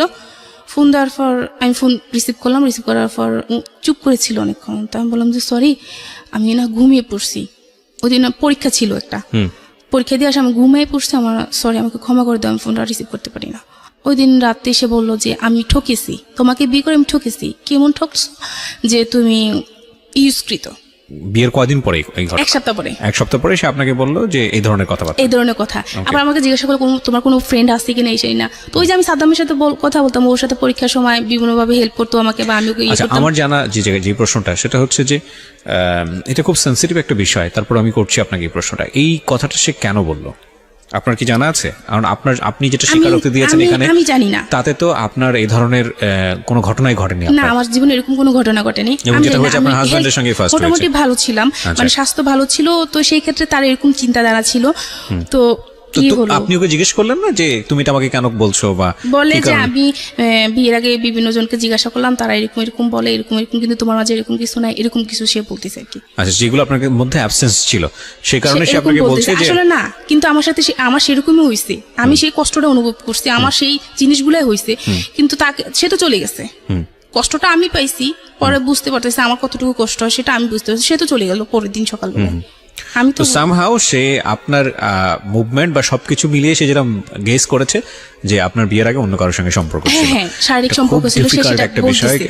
খুব সামাজিকতার জায়গা থেকে আমরা এই বিষয়গুলো নিয়ে কথা বলি না, আমাদের সমাজে এগুলো এক ধরনের ট্যাবু মনে করা হয়। কিন্তু একটা মেয়ের সংসার জীবন শেষ হয়ে যাওয়ার জন্য ভয়ঙ্কর রকম ভাবে এটা কিন্তু খুব সেন্সিটিভ একটা বিষয়। আপনারা আপনাদের জায়গা থেকে বিষয়টাকে বোঝার চেষ্টা করবেন। আমি জানি যে আজকে যারা জীবন গল্প শুনছেন তারা প্রত্যেকেই নিজের জায়গাটা থেকে আজকের এই ঘটনাগুলোকে হয়তো নিজের জীবনের সাথে রিলেট করতে পারবেন। তারপর কি হলো, ও আমাকে এগুলো যখন বললো তখন আমি খুব কান্নাকাটি করলাম যে শুনো, এরকম কিছুই না, তুমি একটাবার বিশ্বাস করো আমাকে, বলছে তোমাকে আমি জীবনে বিশ্বাস করবো না। এগুলো বলার পর কি হলো, আমার পরীক্ষা শেষ হয়ে গেল। পরীক্ষা শেষ হওয়ার পর ওই যে ওর সাথে আমার চলতেছে, কথাবার্তা চলতেছে, মাঝে মাঝে ঝগড়া হচ্ছে, আর ফ্যামিলিতে ওর ফ্যামিলিতে খুব রাগ ভিড় করতেছে যে এরকম একটা মেয়ে আমার জন্য আনছেন, এত কালো মেয়ে, আমি সমাজে যেতে পারবো না, এই না সেটা খুব তাদেরকেও প্রেশারে রাখতো, আমাকেও রাখতো, ঝগড়া আমার সাথেও করতো, তাদের সাথেও করতো। জি, এরকম করতে করতে পরে আমার পরীক্ষা শেষ হওয়ার পর এখন অনুষ্ঠান হবে, তো বললো যে আর কয়দিন পরে যাই। আমি বলি যে কয়দিন বাড়িতে থেকে কি করবো, শ্বশুর বাড়ি থেকে কেউ আসা হুট করে নিয়ে যাবে, কিন্তু কোনো অনুষ্ঠান হবে না, এটা কোনো কথা হলো? আমার বিয়ে হলো, কিছু হবে না, এটা কি কেমন না? আমি ফ্যামিলিতে বড় মেয়ে, তো তার থেকে পরে আমি ঢাকা চলে যাই। আচ্ছা, মামার বাসায় গিয়ে বেড়াই, ওখানে চলে যাই। ওখানে গেলাম, ঢাকা চলে আসলাম। আসার পর ও আর মামার বাসা পাশাপাশি, যেতাম ওর কাছে, মানে এরকম হতো, তারপরও যেতাম ওর সাথে। আমার সাথে এমনিতে সবকিছু চলতেছে, কিন্তু এগুলো সে বলে যাবে। আচ্ছা, বিভিন্ন কলেজের নাম ধরে বলতো যে এইসব মেয়েরা যে খারাপ তুমি জানো? না, আমি কিভাবে জানবো? বলতো, মানে ও বিভিন্ন বিকৃত ভাবে কথা বলতো। তো আমি বলতেছি তুমি এগুলো কি বলো, আমি তো এগুলো জানি না। বলছে হ্যাঁ, তুমি ঢং করো না, তুমি এগুলো সবই জানো, তুমি ঢং করো না, তুমি এগুলো সবই জানো। তো বলার পর আমি মানে কি করবো বুঝতে পারতেছি না, এগুলো নিয়ে প্রতিনিয়ত সমস্যা হচ্ছে, কাউকে বলতেও পারতেছি না। তো সে আমার একটা শারীরিক একটা দিক তুলে বললো তোমার এটা এরকম এরকম, কিন্তু একটা মানুষের এরকম না। তাই আমি বললো হ্যাঁ, এগুলা কি চলতেছে, আমি তো জানি আমি কিরকম। মানে এই বিষয়গুলো নিয়ে আপনি কোনো কথাই বলতেন না? হ্যাঁ, কাউকে কিছু বলতাম না। তো আমি বলার পর যখন ঢাকায় আসলাম, ঢাকায় আসার পর আমি আমার ছোট আন্টির বাসায় গেলাম। ছোট আন্টির বাসায় যাওয়ার পর আমি ছোট আন্টির কাছে শেয়ার করলাম জিনিসটা, যে আন্টি ও তো এরকম এরকম করতেছে, আমি কি করব? আন্টি আপনি কি দেখবেন আমাকে? মানে উপায় না পেয়ে তখন আন্টিকে বললাম আপনি আমাকে দেখবেন আমাকে, যে আমার আসলে প্রবলেম কি, আসলে মেয়েদের কি এরকম কিনা। ইটস ভেরি ডিফিকাল্ট একটা সিচুয়েশন প্রত্যেকটা মেয়ের জীবনে। এগুলো নিয়ে মানুষের মধ্যে কথা বলাটাও খুব ডিফিকাল্ট। এবং খুব ভয়ঙ্কর রকমের মানে সাংসারিক অবস্থা দাঁড়ায় এই সিচুয়েশনগুলোর ক্ষেত্রে। যাই হোক, এই মেয়েটির ক্ষেত্রে কি হয়েছে আমরা জানি না, তারপরে কি হলো? তখন আন্টিকে আমি সবকিছু খুলে দেখালাম, যে আন্টি দেখেন যে আমি আসলে ভালো কিনা, আমি আসলে সত্যি ভালো মেয়ে কিনা, আমার সাথে তো এরকম কিছু হয়নি। তখন আন্টি বললো যে না, তুই সম্পূর্ণ ভালো, তাকে হয়তো বা কেউ ভুল বুঝাইছে, সে হয়তো বা কারো কাছ থেকে ভুল কিছু শুনছে। লেখাপড়া করা সে কিন্তু লেখাপড়া করতো না, আচ্ছা, করেনি, সে ক্লাস না, অনেক লেখাপড়া করা, অনেক পাশ করা ছেলের মধ্যে এই ধরনের 5 পর্যন্ত পড়াশোনা করছে। এখন এরকম হওয়ার পর আমি তখন অনুষ্ঠান দিন নির্ধারিত করা হলো যে অনুষ্ঠান ঈদের পর অনুষ্ঠান করবে। তারপর অনুষ্ঠান হলো, অনুষ্ঠান হওয়ার পর ওদের বাড়িতে আমাকে নেওয়া হলো। নেওয়ার পর তো গিয়ে ওখানে গিয়ে তো প্রতিদিন আপনাকে চার্জ করতে এরকম যে তোমার কার সাথে সম্পর্ক ছিল আমাকে বলো? হ্যাঁ, মাঝে মধ্যে এরকম করতো। আচ্ছা, কয়েকদিন পর পর, কয়েকদিন ভালো থাকতো, কয়েকদিন পর পর এগুলো নিয়ে ঝগড়া হতো। তো অনুষ্ঠান করে ওদের বাড়িতে না হলো, ওদের বাড়িতে নেওয়ার পর তো ওদের বাড়িতে গিয়ে তো মানে আমি তো পুরা। আপনি উল্টো তাকে জিজ্ঞেস করতেন না যে তুমি? হ্যাঁ, একদিন বলছিলাম যে তুমি যে আমাকে জিজ্ঞেস করছো, তার মানে তুমিও নিশ্চয়ই এরকম। হ্যাঁ, একদিন আমি বলেছিলাম এটা, যে তুমি যে আমার এরকম করতেছো, যে ভালো হয় সে ভালো মানুষকে বিশ্বাস, খারাপ মানুষকে বলে যে সে ভালো, যে ভালো সে সবাইকে ভালো মনে করে, এটাই যে খারাপ হয় সে সবাইকে খারাপ। তারপর কি হলো? বলে যে না, আমি এরকম কিছু না, তুই খারাপ। এটা সে বললো। আচ্ছা, এই ধরনের কনফিউশন থাকলে আমি যেটা বলি যে সবাই একটু পড়াশোনা করেন। এগুলো জীবনের খুবই গোপনীয় বিষয়, কিন্তু খুব গুরুত্বপূর্ণ বিষয়। এগুলো নিয়ে সবাই একটু নিজে থেকেই পড়াশোনা করেন। আর দ্বিতীয়ত হচ্ছে যে এগুলোর ব্যাপারে সবচেয়ে ভালো এক্সপার্ট হচ্ছে নাকি doctor. So if you have any confusion in your personal life, then go to a doctor. ডক্টরের সাথে গিয়ে বিষয়টা নিয়ে কথা বলেন। এবং আমার মনে হয় যে বৈবাহিক জীবনে যদি এটা অ্যারেঞ্জ ম্যারেজ হয়ে থাকে, হ্যাঁ, তাহলে যেদিন থেকে বিয়ে করছেন সেদিন থেকেই আপনার জীবনটা শুরু হচ্ছে। তার আগে কে কি করেছে না করেছে সেগুলো নিয়ে টানা হ্যাচড়ার হিসাব যদি আপনার করতে হয়, তাহলে সেটা বিয়ের আগে আপনি করেন। বিয়ের পরে গিয়ে আপনি হিসাবগুলো নিয়ে কেন টানা হ্যাচড়া করবেন? নিজের জীবনটাই মানে অসুন্দর হয়ে যায়, নিজের জীবনটা অনেক বেশি কঠিনের মধ্যে পড়ে যায়। বলেন তারপর হলো কি, ওদের বাড়িতে গিয়ে আমার মানে ওদের চাল চলন, আচার আচরণ, মানে আমার কিছু ভালো লাগতেছে না। এরকম মানে একটা অজপাড়া গায়, মানে যে আগের সেই অনেক আগের যেই নিয়ম কানুন সেরকম আর কি, কেমন গালাগালি, কেমন চিৎকার চেঁচামেচি, মানে এরকম অসহ্যকর ব্যাপারটা, অসহ্যকর লাগতো। আমার ভালো লাগতো না ওদের ওখানে থাকতে, আমার কোনোভাবে ভালো লাগতো না। তারপর মানিয়ে নেওয়ার চেষ্টা করতাম। শ্বশুর শাশুড়ি দেবর ননদ সবাই ছিল, তাদের সাথে কোনো প্রবলেম হতো না। ওই মাঝে মধ্যে আর কি কথা শুনতে হইতো যে কালো। ওনারা ভাবতো যে ওনাদেরকে মানে কিছু করে তারপর আমাকে বিয়ে দেওয়া হয়েছে, ওনারা এইসব চিন্তা করতো আর কি। তো আরেকটা ছিল কি, আমার যখন মানে বিয়ের অনুষ্ঠানটা হয়েছিল তখন আমার ভাবি ওখানে ছিল না, অনুষ্ঠানের সময় ছিল না। এই কারণে আর কি আরো বেশি কথা শুনতে হইতো যে কেমন ফ্যামিলি, এই সেই বড় বউ ছিল না, এটা নিয়ে মানে ভালো ননদ বলতে একভাবে, শাশুড়ি বলতে একভাবে, যে যা ভাবে যেভাবে পারতো বলতো, আমি শুনে যেতাম, জাস্ট শুনে যেতাম, ওকে কিছু বলতাম না। ওকে বলবো কি, ও একদিন বলে দিছে যে ওর বাড়ি থানার পর যে আমার মা, আমার বোন, আমার ভাই খুশি, তুমিও খুশি, মানে ওরা খুশি তো আমিও খুশি, ওরা ভালো থাকবে তুমিও ভালো থাকবে, ওদের সাথে কোনো কিছু সিক্রেট করবে না কোনোদিন। তা আচ্ছা ঠিক আছে, ওনাদেরকে ভালো রাখাটাই আমার দরকার। মানে কেমন জানি আচরণ করতো, ননদ কি করতো সারাটা দিন ভালো, মানে ও চাইতো না আমার সাথে মিশতে, কিন্তু আমি চাইতাম মিশতে, আমি চাইতাম যে ভালো থাকি। ফ্যামিলিতে আমরা কয়েকটা মানুষ, সবাই যদি ভালোভাবে না থাকে তাহলে কিভাবে হয়, ভালোভাবে চলতে চাইতাম, কিন্তু মানে ও কিরকম জানি একটা আচরণ করতো আমার সাথে। তার কারণ পরে জানতে পারলাম যে ও আমার হাজবেন্ড ওদের সাথে রাত ভিপ করতো, যে এরকম একটা মেয়ে আমাকে দিলেন, এত এরকম মানে এরকম ভাবতো। তো ওদের বাড়িতে গিয়ে দেখা গেল কি, আমরা কখনো পুকুরে গোসল করিনি, কখনো পুকুরে গোসল করিনি। তো ওদের ওখানে গিয়ে গোসল করতো, তো খোলামেলা জায়গায় গোসল করা হতো, মানে এটা আমি নিতে পারতাম না, এটা মানে কিভাবে সম্ভব, এগুলো পারি না। বা বাড়িতে বাথরুম বাসায় আছে, ঘরের কাছে আছে, কিন্তু ওদের অনেকটা দূরে যেতে হতো, মানে এগুলো আমি পারতেছি না, ওগুলো মানায় নিতে আমার খুব কষ্ট হচ্ছে, খুব কান্নাকাটি করতাম আমি, কিন্তু কাউকে কিছু বলতাম না যে আমি কেন কাঁদি। আমাদের বাড়িতে আসলে যখন চলে আসতাম তখন মানে চিৎকার করে কাঁদতাম না, শুধু চোখের পানি ফেলতাম, আর আইসা মানে রুমের ভিতর বসে বসে কান্না করতাম যে মানে কি হচ্ছে এটা। তো এরকম হওয়ার পর চলতে থাকার পর আমার একটা প্রবলেম ছিল, সেটা হচ্ছে যে মানে মেনস্ট্রুয়েশনের সমস্যা ছিল আর কি, ঠিক মতন আর হতো না। তো এই জন্য আমি একটা ডাক্তারের কাছে গেলাম। মোটামুটি তখন এই যে আমার হাজব্যান্ড এরকম করতেছে, তাই আমি মোটামুটি একটু চিন্তা করতাম, এরকম করতে মোটামুটি আমি অসুস্থ হয়ে যাচ্ছি। তো আমার যে ওই সমস্যাটা ছিল, তো এই জন্য আমি একটা ডাক্তারের কাছে গেলাম। আমাদের ওখানে জি। ডাক্তারের কাছে গেলাম। আর যাওয়ার পর তখন আর ওই জিনিসটা মনে পড়লো যে আমার হাজবেন্ড যে এটা বলো আমাকে, আমি ডাক্তারের কাছে কিছু বলবো, মহিলা না পুরুষ ডাক্তারই। আচ্ছা তখন আমি মানে মানে কিভাবে বলবো আমি একটা মেয়ে কিভাবে বলবো, মানে অনেক সংকোচ করে তারপর বললাম যে না আমাকে বলতে হবে, আমার হাজবেন্ডের কে নিয়ে চলতে হবে আমাকে। এর মধ্যে কিন্তু ওকে আমি অনেক ভালোবেসে ফেলছি, আমার হাজবেন্ডকে অনেক ভালোবেসে ফেলছি। ওকে তো আমি কি করলাম, ডাক্তারকে বললাম আর কি। তো ডাক্তার বুঝতে পারেনি, তখন আমি একটা কাগজে কলমে এঁকে তাকে দেখালাম যে এরকম এরকম কিনা। তো তখন উনি বললো যে এটা কি বলো, এটা তো সবারই এরকমই হয়। আর আমার ওয়াইফ আমি আমি আমি বিয়ে করছি, আমার ওয়াইফের তো একই অবস্থা, এটা তুমি কি বলো? মানে শরীরের অন্য দিক দিক মানুষ ছোট বড় এরকম থাকে, এটা নিয়ে তো এরকম করার কিছু আসে যায় না। তখন উনি বললো যে তুমি কিসে পড়ো বা পড়াশোনা করছো কিনা? তখন আমি বললাম যে হ্যাঁ আমি ইন্টার কমপ্লিট করছি, এখন ডিগ্রিতে অ্যাডমিশন নিবো, এরকম চিন্তাধারা আছে। ওর কিন্তু পড়ানোর ইচ্ছা ছিল আমার হাজবেন্ডের, যে তোমাকে আমি পড়াবো।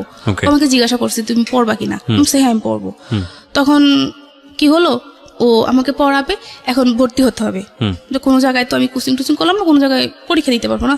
তো আমি যে কলেজে পড়াশোনা করছি ওখানে আমি ডিগ্রিতে ভর্তি হয়ে যাই, ওইটা ভালো হবে। তো আমার চিন্তা ছিল ওখানে আমি পড়াশোনা করবো। এখন আমার হাজবেন্ড কে আমি ওই যে আমার যে বিয়ের আগে যে ফ্রেন্ডটা ছিল, বললাম যে ওর সাথে আমি কথা বলছি, ভাইয়া বললো যে কথা বলিস, ওকে ও বললো কি তোমার কোনো ছেলে বন্ধু আছে কিনা, কলেজের মধ্যে মানুষ অনেক কিছু থাকে। হ্যাঁ আমার একটা ফ্রেন্ড আছে, সে আমার ক্লাসমেট হলো আছে, ভাই হলো আছে, ফ্রেন্ড হলো আছে, খুব ভালো ছিল, খুব ভালো। ওকে পরিচয় করে দিল। তো পরিচয় ও আবার বললো যে নিপাত তো মানে ঢাকাতে বা কুমিল্লাতে এইসব কোনো জায়গা ভালো জায়গা পড়াশোনা করার ইচ্ছা আছে, ওকে ভর্তি করেন, ওখানে ভর্তি করেন, আমরাও পড়াশোনা করবো। ওইটা শোনার পর আমার হাজবেন্ডের মাথায় কাজ করতেছে, কেন ওই ছেলেটা বললো, সম্পর্ক। এটা বলার পর যখন আমার হাজবেন্ড কি করলো, সরাসরি আমার বড় মামির কাছে ফোন দিল আমাকে পড়াশোনার ব্যাপারে, যে বড় মামি ওকে কি করব, ওকে তো তাহলে একটা কাজ করে ওকে কুমিল্লাতে ভর্তি করে দেই, আমার বড় মামিকে বলতেছে। তখন বড় মামি খুব রেগে গেল যে কেন কুমিল্লাতে ভর্তি করাবো তুমি ওকে, হয় ঢাকাতে ভর্তি করাবা, নয় যে কলেজে লেখাপড়া করছে ওখানে ভর্তি করাবা, তুমি কেন কুমিল্লাতে ভর্তি করাবা? এখনকার যুগ তো ভালো না, তুমি থাকবা ঢাকাতে, তোমার ফ্যামিলি থাকবে এক জায়গায়, ওর ফ্যামিলি থাকবে এক জায়গায়, ও থাকবে কুমিল্লাতে, এটা তো হয় না। ও যে অন্য কারোর সাথে চলে যাবে না, এটা তো কোনো কথা না। কারণ যেহেতু তুমি পড়াশোনা করো না, সে পড়াশোনা করতেছে, তখন ওর মাথায় অন্য কিছু কাজ করবে। আমার বড় মামি এটা বলতেছে, ওকে তুমি তোমার কাছে রাখো, আর নয়তো তুমি গ্রামে পড়াও, যে কোনো একটা করো, ওকে এভাবে দেওয়া ঠিক হবে না। মামির দিক থেকে এটা বললো। তো আমিও চিন্তা করলাম যে হ্যাঁ এটাই ঠিক। তো আমি বললাম যে আচ্ছা আমি যে কলেজে পড়াশোনা করছি ওখানে ভর্তি হয়ে যাই। তো ওখানে ভর্তি করাবা না, ওদের ওখানে একটা কলেজে আমাকে মানে চাপ করতেছে, ওখানে ভর্তি হয়ে যাও। বাবাকে বললো যে দেখেন ও আমার বাড়িতে থাকতে হবে, আমি যে ওকে এখন ঢাকা আনতে পারবো না, আমার একটু প্রবলেম, তো একটা কাজ করেন, ওকে বলেন যে আমাদের ওখানে ভর্তি হইতে, সমস্যা কি, পড়াশোনা করলে কিছু সার্টিফিকেট তো একই। মানে এত কিছু চিন্তা করি না, ও যা বললো তার কথাই ঠিক আছে, ভর্তি হয়ে গেলাম। ওখানে ভর্তি হয়ে গেলাম, ডিগ্রিটা অ্যাডমিশন নেওয়ার পর অতটুকু ভর্তি হওয়ার ডেট আমার যতটুকু ছিল তার আগে আমাকে ভর্তি করে দিয়েছে, যাতে আমি অন্য কোথাও ভর্তি না হতে পারি, মন মানসিকতা আমাদের চেঞ্জ না হয়। ওদের বাড়িতে আনার কিছুদিন পর আমাকে ভর্তি করা হয়। পড়াশোনা যখন আমি ভর্তি হয়ে গেলাম তখন ওই ইয়েকে বললাম, আমি ওই ডাক্তারকে আমি তখন বলতেছি, ডাক্তার বলো যে তুমি কিসে পড়ো? তখন এখান থেকে আমি ইন্টারমিডিয়েট কমপ্লিট করে আমি ওখানে ভর্তি হলাম। তো বলো তুমি তোমার হাজবেন্ড কতটুকু পড়াশোনা করছে? তা আমি আসলে বলতে পারবো না, আমি আদৌ বলতে পারবো না সে কিসে পর্যন্ত পড়াশোনা করছে। একবার শুনি 10, একবার শুনি 5, একবার শুনি 8, এরকমই শুনে আসলাম। এটা আপনাকে কি জিজ্ঞেস করছে? জানি না, এটা ওই ডাক্তারটা জিজ্ঞাসা করতেছে। কোন ডাক্তার? যে ডাক্তারের কাছে আমি গেলাম, আমি অসুস্থ হয়ে গেলাম, ওই যে আমার পিরিয়ডের সমস্যা ছিল, ওই ডাক্তারের কাছে গেলাম। তো তখন আমি ডাক্তারকে বললাম যে এরকম কোনো সমস্যা হয় কিনা। তো ডাক্তার তো আমাকে বলল, আপনাকে জিজ্ঞেস করেছে আমার হাজবেন্ড কিসে পড়ে, বলতে আসলে একটা কথা বললে ভালো হয়, এরকম মানে মন মানসিকতা মানুষের সাথে না থাকাটাই বেটার, এরকম চিন্তাধারা। আমি তো জানি এরকম কিছুই না। আমি ওদের বাড়িতে আসি বা আমাদের বাড়িতে থাকি, এরকম ভাবে চলতে থাকার পর 2013 সালের লাস্টের দিকে কি হলো, আমার নাক গলা প্রচুর ঠান্ডা লাগে থাকতো সবসময়, মানে গরম কি শীত কি প্রচুর ঠান্ডা লাগতো। পরে ডাক্তারের কাছে নেওয়ার পর জানতে পারলাম যে আমার মানে টনসিলের সমস্যা, আমার অপারেশন করতে হবে। এটা জানার পর আমার একটু মানে ভয় পাইতেছে, অপারেশন করতে হবে, এটা নিয়ে আমি খুব একটু কান্নাকাটি করলাম। ও তখন বুঝালো, মানে ও কিন্তু এখন আমাকে সাপোর্ট করতেছে, সম্পর্ক কিন্তু ভালোই মানে চলতেছে, কিন্তু ওইগুলো কথাগুলো কিন্তু চলতেছে, কিন্তু সম্পর্ক ভালো চলতেছে। আমাদের এলাকাতে মানে সবাই বলতো যে নিপার হাজবেন্ড খুব ভালো, এরকম ছেলেই হয় না। অনেকে বলতো যে এরকম একটা মানে ছেলে পাইলে আর মেয়েকে বিয়ে দিতে আর ইয়ে করবো না, দ্বিধা করবো না। অনেক আয়সা বলতো আমার সামনাসামনি, তো তখন আমি হাসতাম মনে মনে যে আমি জানি জিনিসটা মানে মানুষটা কিরকম সেটা আমি ভালো করে জানি। এটা তো আর কাউকে বলতে পারবো না, নিজের হাজবেন্ডের সম্পর্কে তো মানুষকে আর বলা যায় না, যেহেতু আমি তার সাথে সারাটা জীবন থাকবো। তো যখন আমার নাক গলার সমস্যাটা হয়েছিল, হওয়ার পর এখন অপারেশন করাতে হবে, তো বললো যে হ্যাঁ অপারেশন ওকে করে ফেলবো। ও অপারেশন জন্য সবকিছু ও নিজে অ্যারেঞ্জ করলো, আমার ফ্যামিলি থেকে কিছু মানে কিছু নেয়নি। যখন যেদিন অপারেশন করতে নিল আমাকে কুমিল্লাতে, মানে আমি দেখলাম যে আমার মা ছিল, আমার ননদ ছিল, ও ছিল, আমার সবার থেকে ও বেশি মানে উইক হয়ে গেল।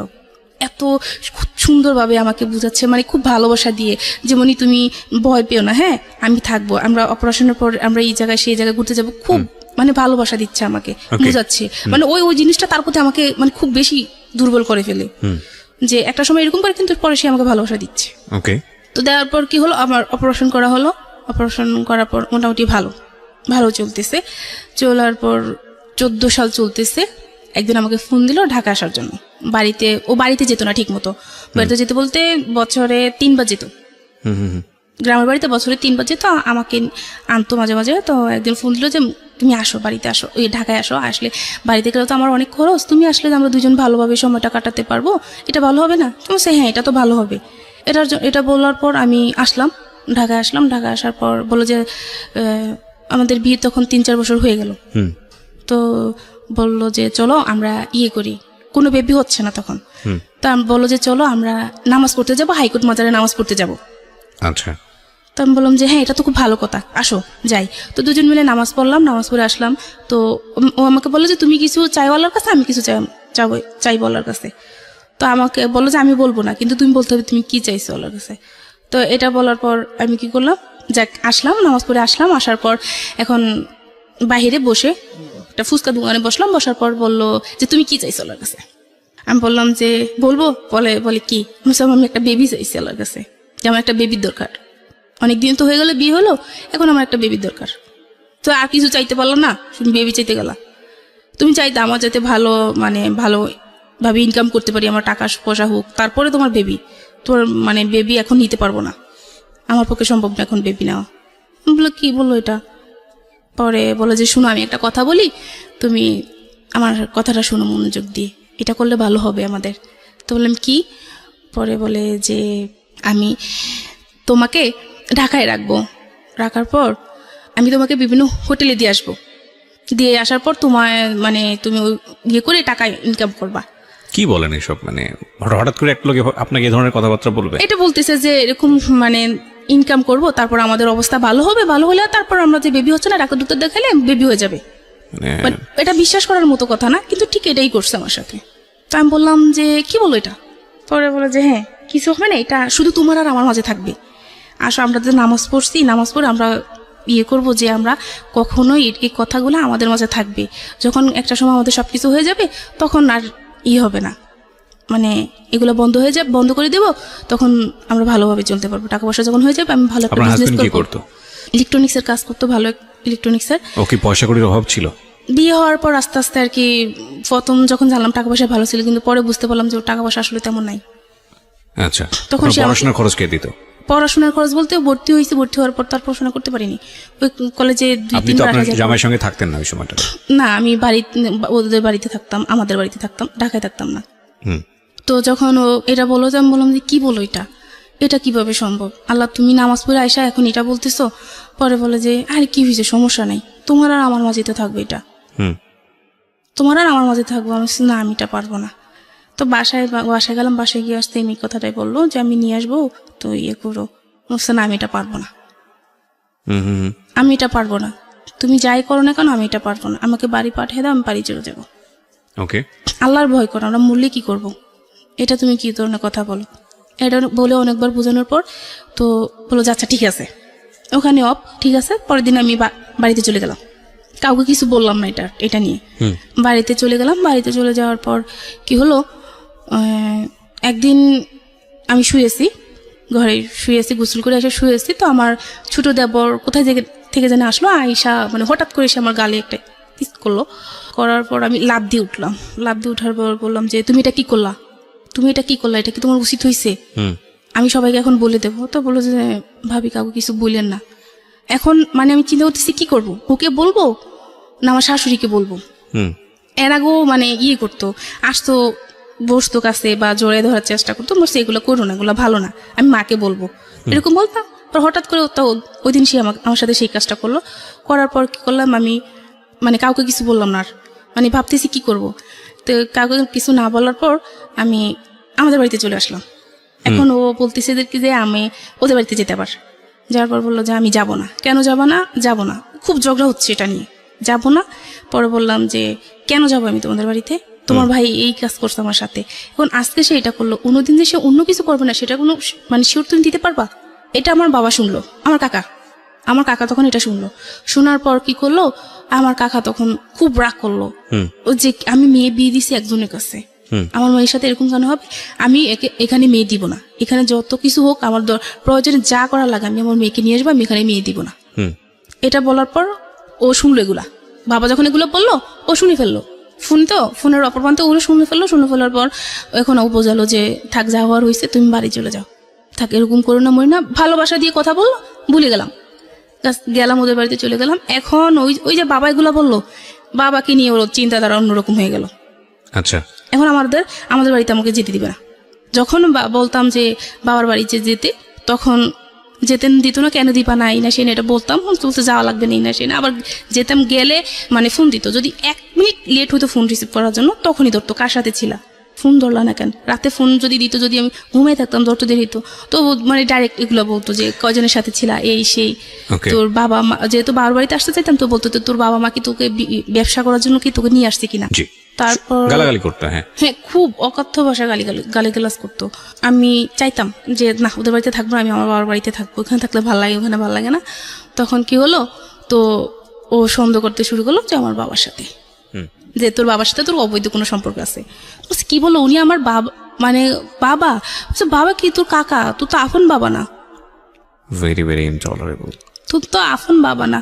তখন ভাইয়া মানে এটা শোনার পর যে আমি কোন পর্যায়ে ছিলাম আমি জানি না। আমার বাবা এরকম একটা মানুষ ছিলেন যে এত ভালো ছিলেন। আমার কি হয়েছিল, একবার কি হয়েছিল, মা ভাই বোন কেউ ছিল না বাসায়, শুধু আমি ছিলাম। আমি খুব অসুস্থ হয়ে গেছি, আমার পানির দরকার, বাবা পানি নিয়ে দরজার অপর প্রান্তে দাঁড়িয়ে আছে, আমার রুমে ঢুকে না যে আমি কোন অবস্থায় আছি।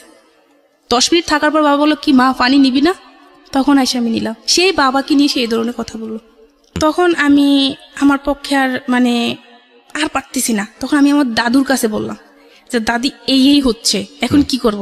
দাদি তো খুব করতেছে, হাই রে আমার ছেলে শুনলে কি হবে, এটা আমার ছেলে এত কষ্ট করলো আমার নাতিদের নিয়ে, সেই ছেলেটা এখন জীবনের এই পর্যায়ে আইসা এরকম কথা শুনতে হচ্ছে। মানে খুব কান্নাকাটি করতাম তখন, মানে হাই রে কান্না, কাউকে বুঝতে দিতাম না ফ্যামিলিতে, কিন্তু রাতের পর রাত কান্না করতাম। তো এরকম হওয়ার পর 2015 সালের দিকে আমার ছোট বোনের একটা প্রবলেম হয়েছিল, যে বিয়ে দেওয়া হয়েছে, বিয়ে দেওয়ার যাই হয়েছে সমস্যা, 2-3 দিন পর ওকে নিয়ে আসা হলো। নিয়ে আসার পর এই যে সময়টা, যে তারপর সেকেন্ড আবার বিয়ে হওয়ার যে সময়টা 4-5 মাস, ওই সময়টা যে সে আমার সাথে কিভাবে আচরণ করতো ভাইয়া, মানে তা বলে বোঝাতে পারবো না।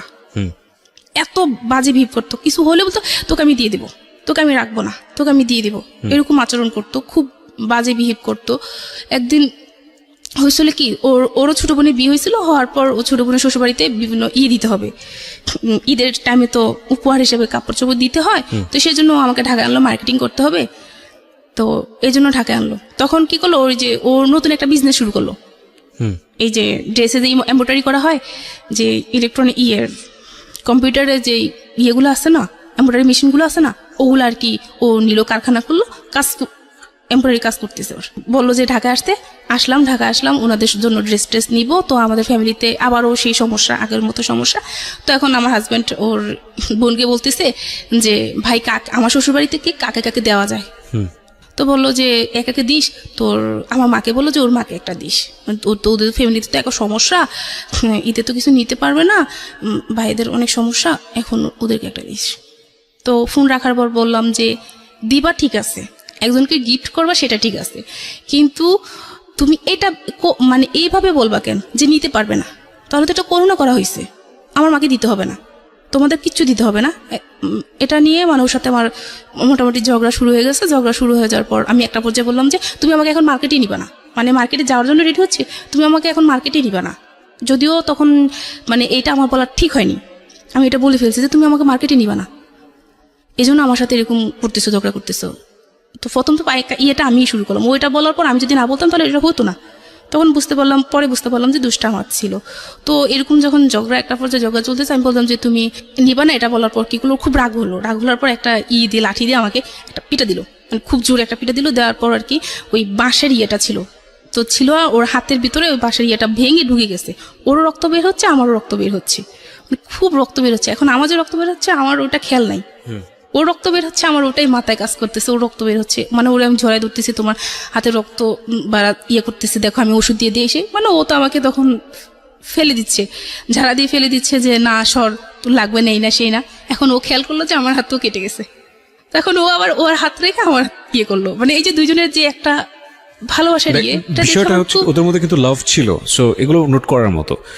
এই বিষয়গুলো আছে, তারপরেও সন্দেহ আছে, তীব্রতা আছে, একজন আরেকজনকে দংশন করার মতো যে ধরনের ভেতরে বিষ থাকা দরকার সেই ধরনের ব্যাপারও আছে। এবং এটা অফকোর্স এটা মেল ডমিনেন্ট একটা সংসার, যেখানে আসলে আর একটা জিনিস যে যখন একজন মানুষ জীবন গল্প বলে তখন সে নিজেকে ছাপিয়েই বলে, মানে নিজেকে এমন একটা জায়গায় সে প্রেজেন্ট করে যে আসলে সে অপরাধী না। হয়তো তার ওয়াইফ হাজব্যান্ডের কাছ থেকে শুনলেও হয়তো অনেক বিষয় দেখা যাবে তার ওয়াইফ সম্পর্কে সে বলছে, তো সেটাও একটু ভাবার বিষয় আছে। সবকিছু মিলিয়ে আপনারা ভাবেন আমরা একটা আলটিমেট একটা মেসেজ নিতে চাই, দেখা যাক কতদূর সেটা আমরা পেতে পারি। হ্যাঁ বলেন। তারপর মানে এরকম চলতেছিল, তো চলার পর খুব মানে ভালোবাসা মারামারি এ করে আসলাম বাড়িতে আসার পর ও আসলো। ঈদে আসার পর কি হলো, বোনের হাজবেন্ড বোনসহ আমাদের বাড়িতে, আমার শ্বশুর বাড়িতে আসলো। আসার পর ওই আমি আমার দেবরের সাথে কথা বলতেছি, ও আমাকে চা চাইছিল যে আমাকে চা দাও, তো বলছি দাঁড়াও তুমি দাঁড়াও আমি দিচ্ছি। তো ভাইয়ের সাথে কথা বলতেছি যে ভাইয়া যাই হয়েছে এতদিন সংসার যেভাবে হয়েছে, কারণ এখন আমাদের দায়িত্ব যে সংসারটাকে ভালোভাবে তৈরি করা। আপনার বোন ছিল, বোনটাকে বিয়ে দিয়েছেন, এখন আমরা মানে ভালোভাবে সংসারটাকে সুন্দরভাবে গোছায় তুললে আর সমস্যা নাই। এভাবে নিয়ে ভাইয়ের সাথে সাংসারিক ভাবে কথা বলতেছে। ও আমার হাজবেন্ড ওই যে বলো চা দিতে আমার মনে নাই, তো 10 মিনিট পরও আমাকে ডাক দিল, খুব জোরে ডাক দিল। তো ডাক দেওয়ার পর কি করলো, আমি গেলাম, যাওয়ার পর মানে কিছু বুঝে ওঠার আগে ও আমাকে এমন জোরে একটা থাপ্পড় দিল, মানে আমি পুরা পড়ে গেলাম, মানে কি হলো এটা। তো আমি মানে তখন হাসতেছি, আমার চিন্তাধারা ছিল যে আমি যখন এখন যদি মানে কোনো কিছু জোরে কোনো কিছু করি তাহলে আমার ননদ আছে, ওর হাজবেন্ড আছে, ননদ আছে, ওর হাজবেন্ড আছে, ওরা যদি শুনে তাহলে ব্যাপারটা খারাপ দেখার না, আমার ননদ কথা শুনতে হবে শ্বশুরবাড়িতে। আমি একটা মেয়ে হয়ে অন্তপক্ষে এটা পারবো না, আমার ননদ আমার সাথে যাই করুক না কেন বা ও যাই করুক না কেন। তো এটা বলার পর আমি কি করলাম, ওকে চা এনে দিলাম।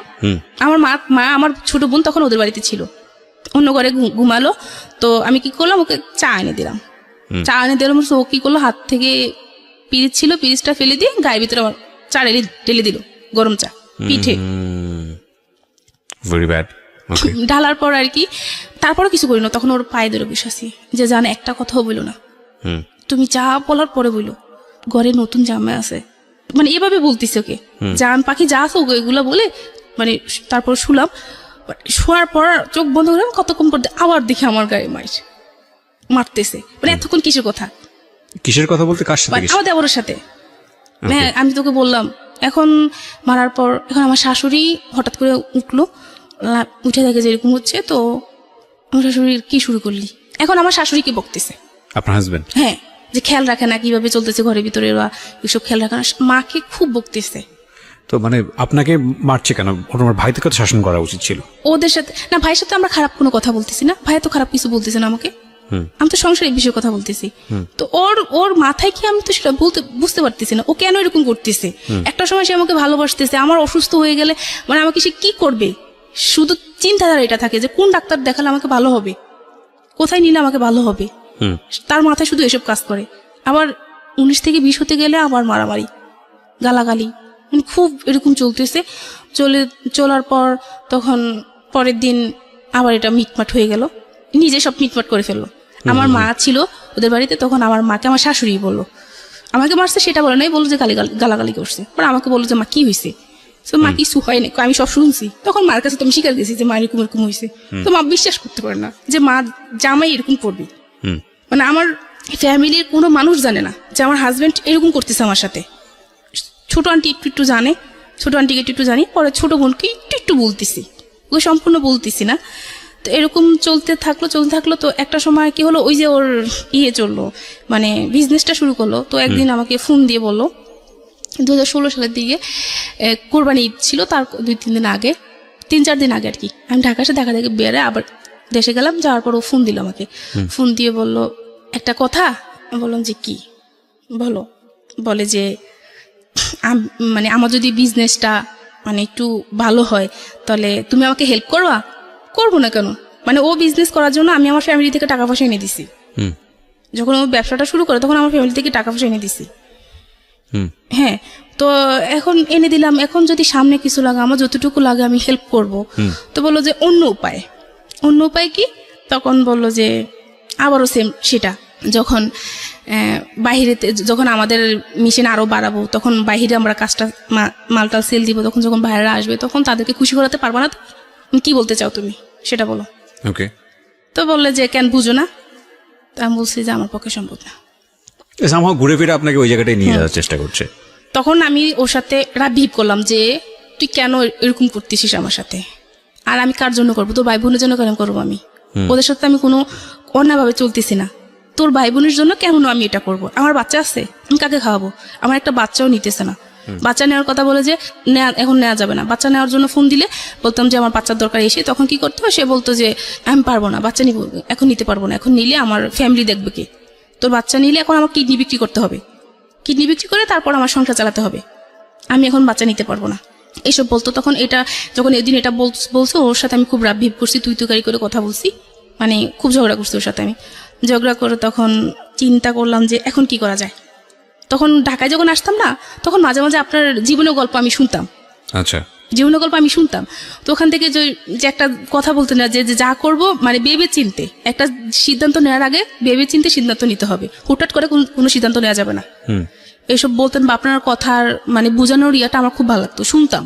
তো এটা নিয়ে ও খুব করতো, এগুলা কি শোনো, এই সে এগুলো ভালো না, এগুলো খুব খারাপ, মানে এটা মানে একদিন একটা থাপ্পড় পর্যন্ত দিছে আমাকে। আমি কি বলে, এগুলো শোনা খুব ভালো, এগুলো খুব ভালো একটা অনুষ্ঠান, বলেন এগুলো ফালতু, এগুলো ভালো না, এগুলো বলতো। আমি তখন নিউজ পেপার পড়তাম প্রচুর, এটাও পড়তে দিত না। আচ্ছা, মানে পড়াশোনা বা অন্য জগৎ থেকে সম্পূর্ণ দূরে রাখতেছে আমাকে। পড়াশোনাটা এদিক দিয়ে বন্ধ হয়ে গেছে, এত দূরে আমি কলেজে যাওয়া সম্ভব না, আসা যাওয়া, বা আমার বাবার বাড়িতে আমি থাকি বেশি, সেক্ষেত্রে আমি এখানে পড়াশোনা করতে পারবো না। আস্তে আস্তে পড়াশোনা মানে মাথা থেকে ঝেড়ে দিলাম। ঝেড়ে দেওয়ার পর মানে এভাবে একটা সংসারে চলতেছে, এভাবে কি পড়াশোনা করা যায়?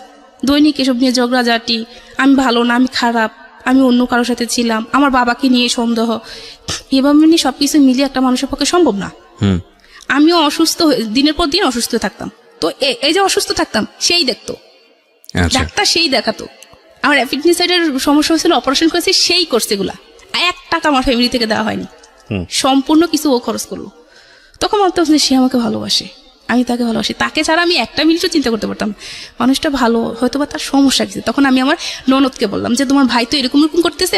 মাকে বললাম যে মা, আপনার ছেলে তো এরকম করতেছে, একটা কাজ করেন, আপনার ছেলেকে একটা ডাক্তার দেখান, একটা ডাক্তার দেখালে তার ভালো হবে, সে যে এরকম করতেছে একটা ডাক্তার দেখালে খুব ভালো হবে। আর তো ওর আবার মাঝে কি শারীরিক একটু সমস্যা ছিল, তো আমার কথা হচ্ছে যে সমস্যা দিচ্ছে সমাধান করবে সে। আচ্ছা, আমার সবসময় এটা মনে হতো। তো ও বলতো যে আগে পায়া তুমি এখন আসো, এই জন্য খুশি, কোনো সমস্যা নাই, মানে ও এটা ভাবতো। কিন্তু আমার কথা হচ্ছে যে আল্লাহ সমস্যা দিচ্ছে, আল্লাহ সমাধান করবে, তুমি ডাক্তার দেখাও। আপনি মানে প্রবলেমটা আসলে কার ছিল, আপনাদের হাজবেন্ড ওয়াইফের মধ্যে, যে বেবি না হওয়ার প্রবলেমটা? বেবি না হওয়ার জন্য তো কোনো ডাক্তারই দেখানো হয়নি, কিন্তু বেবি তো আপনারা হচ্ছে না, তো বেবি চাচ্ছেন, ঠিক আছে, তো আপনারা আমি চাচ্ছি, ও চাচ্ছে না। তো একবার যেহেতু আমার পিরিয়ডের সমস্যা, আবারও আমি ঢাকাতে একটা মহিলা ডাক্তার দেখালাম। তো দেখানোর পর ওখানে মহিলা ডাক্তার একটা ওষুধ দিল আমাকে, এই ওষুধটা খাবেন, ওই ওষুধটা খেলে তারপর হাজবেন্ড ওয়াইফ একসাথে থাকলে বেবি হবে ইনশাল্লাহ। কিন্তু আমার হাজবেন্ড ওই ওষুধটি আমাকে কিনে দেয়নি। আমি বললাম এই ওষুধটা কিনো, কেন কিনবো, বেশি কথা বলবা না, তারপর ওকে, ঠিক আছে। এরকম ভাবে চলতেছে। পরে চলার পর যখন ও আমাকে এটা বললো, তখন সিদ্ধান্ত নিলাম যে না, আর সহ্য করা যায় না। তখন একটা কাজ করি, যে এই যে সে যে আমার সাথে এরকম করতেছে, তো আমাকে যা করতে হবে ভেবে চিন্তে করতে হবে। বোকা তো মানে বোকার মতো এতদিন সবকিছু সহ্য করছি, আমাকে এখন প্রমাণ করতে হবে যে আসলে সে মানুষ খারাপ, সে ভালো না। সবার কাছে সে অনেক ভালো একজন মানুষ, তাকে আমার প্রমাণ করতে হবে যে সে মানুষ ভালো না। তখন যখন যেদিন কোন একটা বিষয় নিয়ে ঝগড়াঝাটি গালাগালি শুরু হয়ে যেত, 19 থেকে ফোন দিতে ধরতে একটু দেরি হতো, তো এই শুরু হয়ে যেত। তখন আমি আমার বোনকে শোনালাম, আমার মাকে শোনালাম, বাবা তো আগে থেকেই বুঝতে পারলো, শোনালাম, সবাইকে শোনালাম। সবাই মোটামুটি বুঝতে পারতেছে যে আমার হাজবেন্ড খারাপ। তো এটা জানার পরে কি হলো, আমি ঢাকাতেও আস্তে আস্তে আমার বড় মামি বা আমার মামাতো বোন টুন হোক, আমার মেজো মামি, সবাইকে মোটামুটি আমি জানালাম। সবাই মোটামুটি দেখলো, বুঝতে পারলো, সবাই বুঝতে পারলো যে ও আসলে মানে মানুষ হিসাবে বেশি ভালো না। এতদিন মানে ও মুখোশ পড়া ছিল, কিন্তু আসলে সে মানুষ ভালো না। এরকম করার পর কিন্তু ও যে আমার সাথে ওগুলো প্রপোজ করতেছে, ওটা শুধু আমার ছোট বোনকে বললাম আমি, যে মনি এরকম তোর ভাইয়া করতেছে আমার সাথে। ছোট বোনটার বিয়ে হয়ে গেছে, তার বিয়ে হয়ে গেছে। তো তখন বিয়ে হয়ে যাওয়ার পর ছোট বোনটাকে বললাম যে তোর ভাইয়া তো আমাকে এগুলা বলে। তখন ও বললো যে আপু তুই একটা কাজ কর, তুই যাইস না, ভাইয়ের কাছে যাইস না, এভাবে মানুষের জীবন চলে না, তুই যাইস না, কত সহ্য করবি তুই, আর কত সহ্য করবি। এটা বলার পর আমি সিদ্ধান্ত নিলাম যে আস্তে আস্তে সবকিছু মানে ওর কাছ থেকে আমার দূরে সরে যেতে হবে। কিন্তু এখন ওই যে আমি আমার ফ্যামিলির পক্ষ থেকে ওর জন্য যে আমি ফ্যামিলি থেকে টাকা পয়সা আনলাম, ওটা তো আমার দিতে হবে। তার আগেও সে টাকা পয়সা আনছে, ওই টাকাটাও এখনো দেওয়া হয় না। আমার নিজের রিক্সে যেটা আনলাম, আমার নিজের রিক্স নিয়ে মামির কাছ থেকে টাকা নিলাম, সেই টাকাটা তো আমাকে তাকে দিতে হবে। সবার টাকাটা বাদ যাক, আমি তো মামির টাকাটা নিতে হবে। তো এই কটা দিন আমি তার সাথে ভালো বাবু খাটে টাকাটা উঠে এনে তারপর আমি যা করার করবো, সবাইকে তখন জানাবো। এটা হওয়ার পর আমি কি করলাম, যে চলতেছি। এখন ও ফোন দিত না।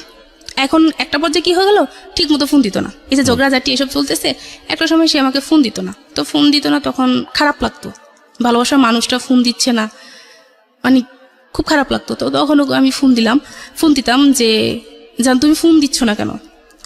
তো বললো যে তোর রূপ আছে না গুণ আছে, তোর কোনটা আছে যে তোর সাথে আমি কথা বলবো? তোর রূপ আছে না গুণ আছে, কোনটা নিয়ে কথা বলবো তোর সাথে? এটা বলার পর নিজের কাছে একটু খারাপ লাগলো। ওই দিনে মনে হলো আর কি আমার হাজবেন্ড আমাকে পছন্দ করে বিয়ে করেনি। ওই বিয়ের পর দিন একটা বললো, তারপর থেকে আমাকে আর কোনোদিনও বুঝতেই দেয়নি। ও মায়ের সাথে বোনের সাথে যাই খারাপ ব্যবহার করতো, আমাকে কোনোদিন বুঝতে দেয়নি যে মানে সে আমাকে পছন্দ করেনি বা কালো বলে সে আমাকে কোনো অবহেলাই করেনি, এরকম কোনো কিছু বুঝতে দেয়নি। যখন সে আমাকে এই কথাটা বললো, তখন আমি মানে অনেকটা খারাপ লাগলো আমার কাছে। তো খারাপ লাগার পর আমি আমাদের বাড়িতে আসলাম। আসার পর মাকে বললাম যে মা এরকম মানে আপনার জামাই তো এই কথা বলতেছে আমাকে। তো বলার পর মা বলে যে মানুষটা বর্তমানে কত কিছু ব্যবহার করে, তুই এসব ব্যবহার কর, তুই দেখবি ফসা হয়ে যাবি। মা এইগুলো কি বললেন, এগুলো তো ঠিক না, কয়দিন ব্যবহার করবো কালো হয়ে যাবে আবারও। তো মা কি করলো, একজনের কাছ থেকে পরামর্শ নিয়ে দে, তুই ব্যবহার করে এগুলা। তাকে এগুলো ব্যবহার করা শুরু করলাম। মোটামুটি মানে ভালো পাচ্ছি। তো এখন কি হলো দেখতেছি না, মানে ওর চিন্তাধারা এখন এরকমই, কোনো কিছু তো হইলে বাবাকে নিয়ে সন্দেহ। আর ওই যে ওইটা বললাম, ওইটা এখন আপাতত তো হওয়ার পর আমি ঢাকায় আসলাম, একবার ঢাকা বেড়াতে আসলাম। আসার পর ও বলতেছে দেখো আমার মানে ওর সমস্যা, ও সেটা প্রকাশ করেনি বা বলতে চায় না। বলে চলো আমরা একটা কাজ করি, যে আমরা 2-3 মিলে কিছু করি। কি করবা? তোমরা বলো 2-3 মিলে কিছু করি, এটা তো মজা পাওয়া যাবে। এমনিতে ডাইরেক্ট বলতেছে, তুমি যেগুলো বলতেছো আমি তো এগুলো সবাইকে বলে দেবো, আমি তো আর ভিতরে রাখবো না এগুলা। তো তুই বললে সমস্যা কি, কোনো সমস্যা আছে আমার? তোকে কে বিশ্বাস করবো? সবাই তো আমাকে বিশ্বাস করো, কেউ জানলে আমি জীবনও এটা করবো না। আমি বলবো তুই মিথ্যা কথা বলস। তো ওখানে আমি চিন্তা করলাম যে কথাটা ঠিক, কারণ ওকে সবাই খুব ভালোভাবে বিশ্বাস করে, ও এরকম মানুষে না, এরকম সবাই চিন্তা মানে করবে। এটা বলার পর তখন আমি ভাবলাম যে কি করা যায়, এখন কি করা যায়, না আজ যাবো না। তখন ডিসিশন নিলাম যে না আজ যাবো না। তখন বাড়ি আসলাম। বাড়ি আসার কিছুদিন পর আবার ঈদ ঘনিয়ে আসলো। ও ঈদের সময় বাড়িতে গেল। বাড়িতে যাওয়ার পর দেখলাম যে একজন একভাবে, ও ওর মতো চলতেছে, আমি আমার মতো চলতেছি। মানে দুজনের প্রতি ওই কোনো ভালোবাসা, কোনো কিছু আগ্রহী নাই। মানে আমার দিক থেকে আগ্রহটা মোটেই নাই।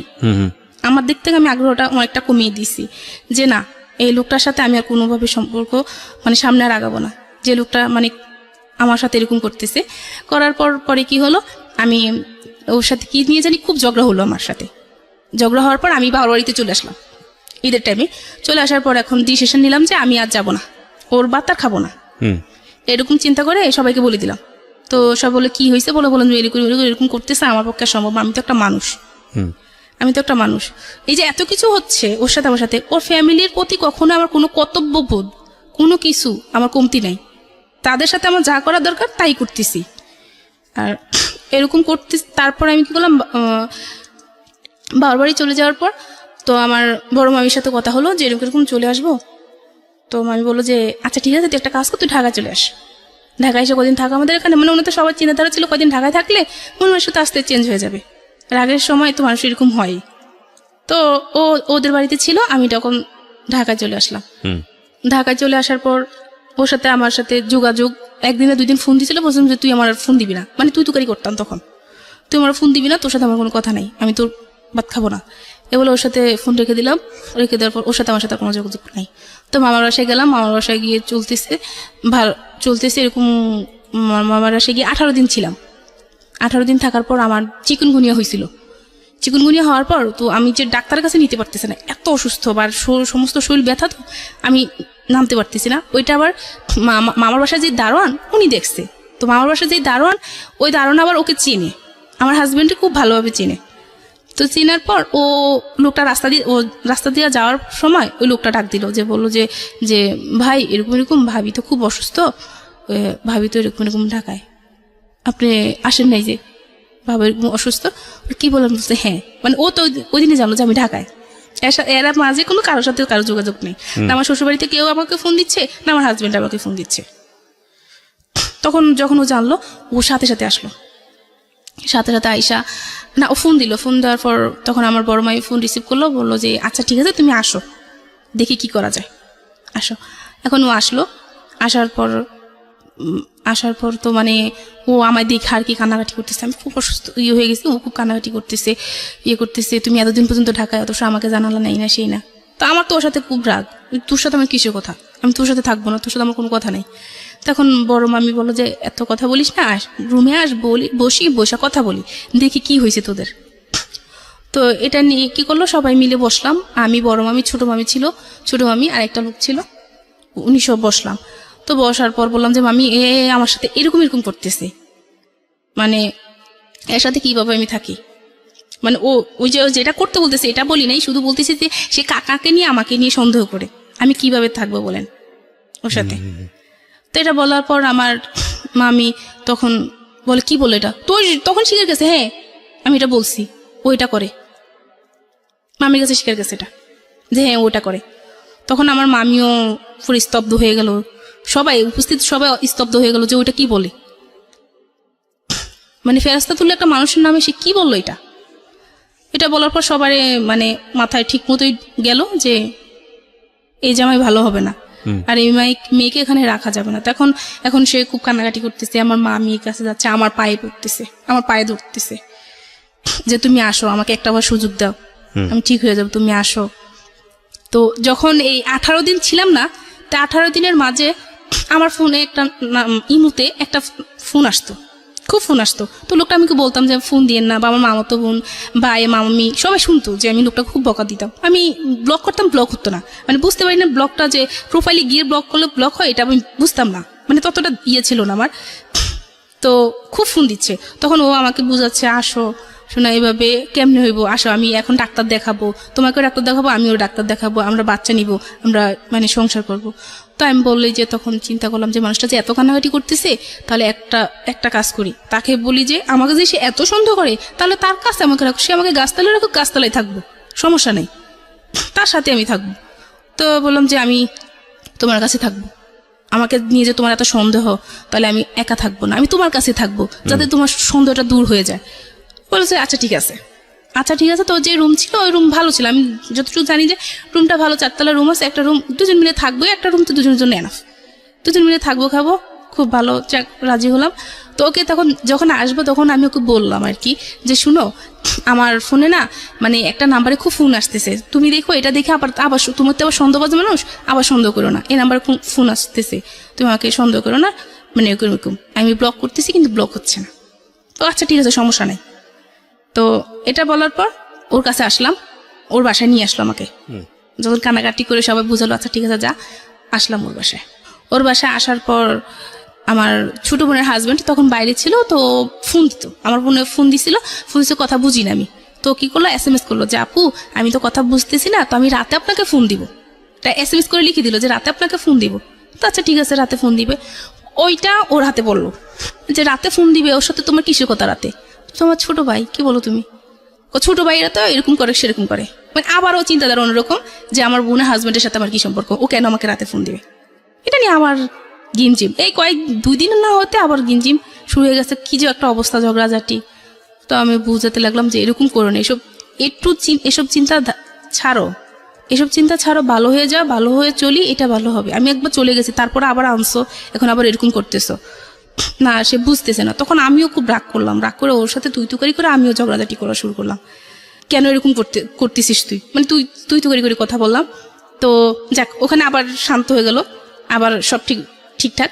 এখন জানি তো যে রুমে নিছে, কিন্তু ও রুমে না, ছোট্ট আরেকটা রুমে, বলতেছে ওই রুমে আমার সবকিছু আছে, এই রুমে আমি থাকবো, ওই রুমটাতে থাকতে ভালো লাগে না, আমি এই রুমে থাকবো। তো একটা কাজ করবো, তো 4তলায় ছিল রুমটা, 2তলায় রুমটা এখন আবার 2তলায় রুম নিছে, 4তলায় অন্য 2জন থাকে। তো একটা কাজ করো, তুমি 4তলায় গিয়ে রান্না করো। এখন কি হতো, 2তলা থেকে 4তলায় রান্না করতে যেতাম, আবার 4তলা থেকে 2তলা আইসা ঘুমাতাম, মানে এরকম 2তলা 4তলা 2তলা 4তলা চলতো।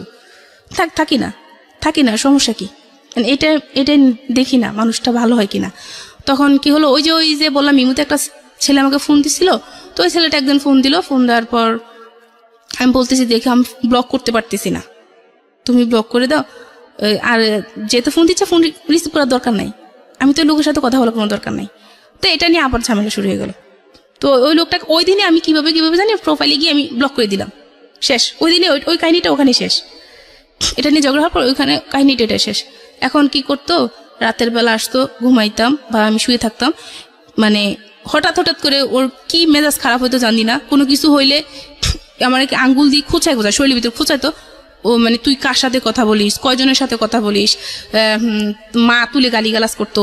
ওকে, আমরা ইন ডিটেইলে না যাই, অশ্লীল কথাবার্তা বলতো। হ্যাঁ, এসব তুলে গালিগালাজ করতো, আর মানে ইয়ে করতো, খুব বকাবাদ্য করতো। তো এরকম চলতেছে, এরকম অনবরত চলতেছে। চলার পর মানে কি করবো কোনো কিছু বুঝতে পারতেছি না। এদিক দিয়ে আমার যেই কাকা খুব অসুস্থ হয়ে গেল। কাকার তখন ক্যান্সার ধরা খাওয়ার পর ওর মাথায় তখনও মানে জানে যে কাকার ক্যান্সার, ও মাথায় তখনও কোনো কিছু কাজ করে না যে এই মানুষটা ক্যান্সার, এই মানুষটা মারা যাবে।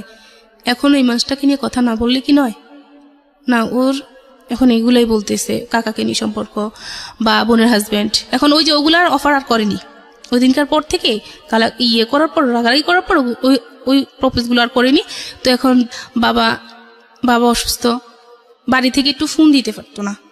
যখন মাকে ফোন দিতাম তো বলতো যে বাবা খুব অসুস্থ, তোর বাবার আজকে এই অবস্থা। তখন শুনলে খুব খারাপ লাগতো যে আমার মানে বাবার এই অবস্থা। আর আমি যখন থেকে আমার হাজব্যান্ড এগুলো সন্দেহ করা শুরু করলো, তখন থেকে আমি কোনোদিনও মানে বাবা বলে জড়িয়ে ধরতে পারিনি যে এ মানুষটা আমার বাবা, কাকা, যে মানুষটা আমার ছোট থেকে বড় করছে। একটা দ্বন্দ্ব লাগতো, বুকের ভিতরটা জানি কেমন করতো যে এই মানুষটাকে নিয়ে আমার হাজব্যান্ড এত কথা বলে, যে মানুষটা আমাকে মা ছাড়া কখন কথা বলেনি।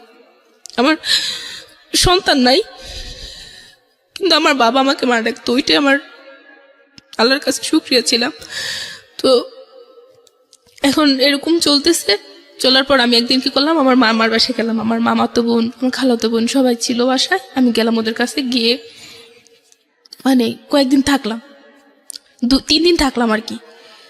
3 দিন থাকলাম, ওকে বললাম যে আমি থাকি। তো প্রথম দিল, কিন্তু পরে আসার পর আর কি এগুলো নিয়ে ঝামেলা করলো যে কেন ছিলি, এই সেই, তোর কি খবর আছে যে আমি যে একটা মানুষ ছিলাম, খাওয়া দাওয়ার কষ্ট হচ্ছে, তোর কি এটা খবর ছিল? এটা নিয়ে আর কি ঝগড়াঝাটি হলো। ও করলো আমার সাথে, আমিও করলাম যে তুমি কি কইতে চাও এইসব। মানে এখন তো আমি পুরোপুরি ওর থেকে মানে দূরে চলে যাচ্ছি, যে এই মানুষটার সাথে আমি আর থাকবো না, এই মানুষটার সাথে আমি থাকবো না। যতই সুযোগ দিয়ে যাই করি না কেন, এই মানুষটার সাথে আমি মন মিশিয়ে আমি চলতে পারবো না।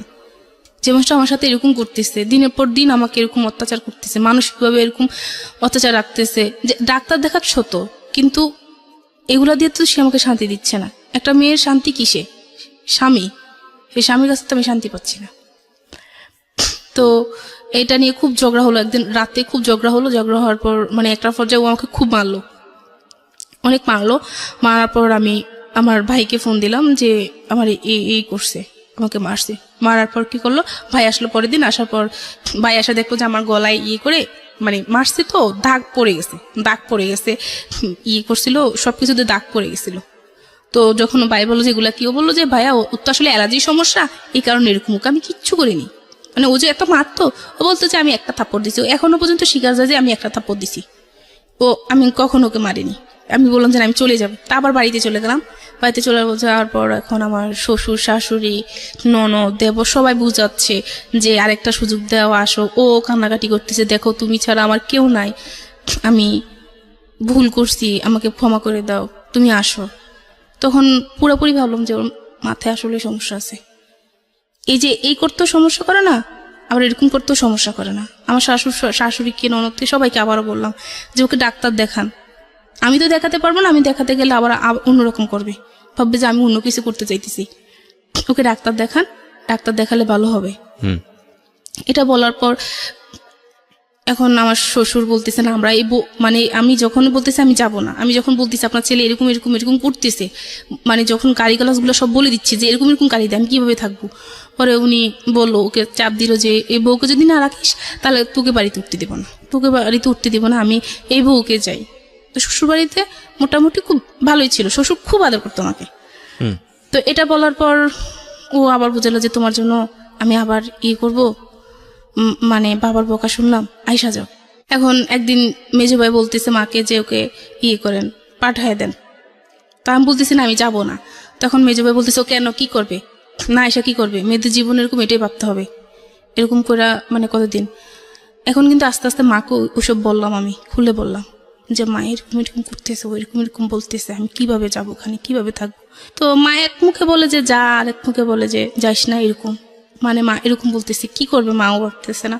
তো এখন আমি সিদ্ধান্ত নিলাম আমি আসবো না ওর কাছে। তখন মা মেজো ভাইকে মা বলতেছে, তো ওর মনে হয় আমার ছোট মেয়ের সুখটা সহ্য হচ্ছে না, মা এরকম কিছু বলতেছে যে ওর জন্য আমার ছোট মেয়ের সুখটা নষ্ট হবে।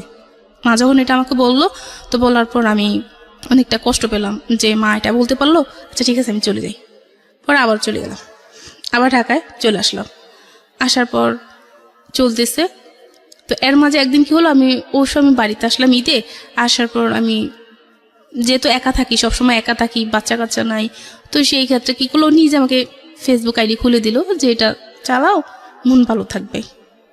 তো আচ্ছা আমি ফেসবুক আইডি খুলে দেওয়ার পর মানে কারোর সাথে তেমন কথা হতো না, আর কেউ মেসেজ করলো বলে দিতাম যে আমি বিবাহিত, আমার হাজবেন্ড আছে, মানে বলে দিতাম।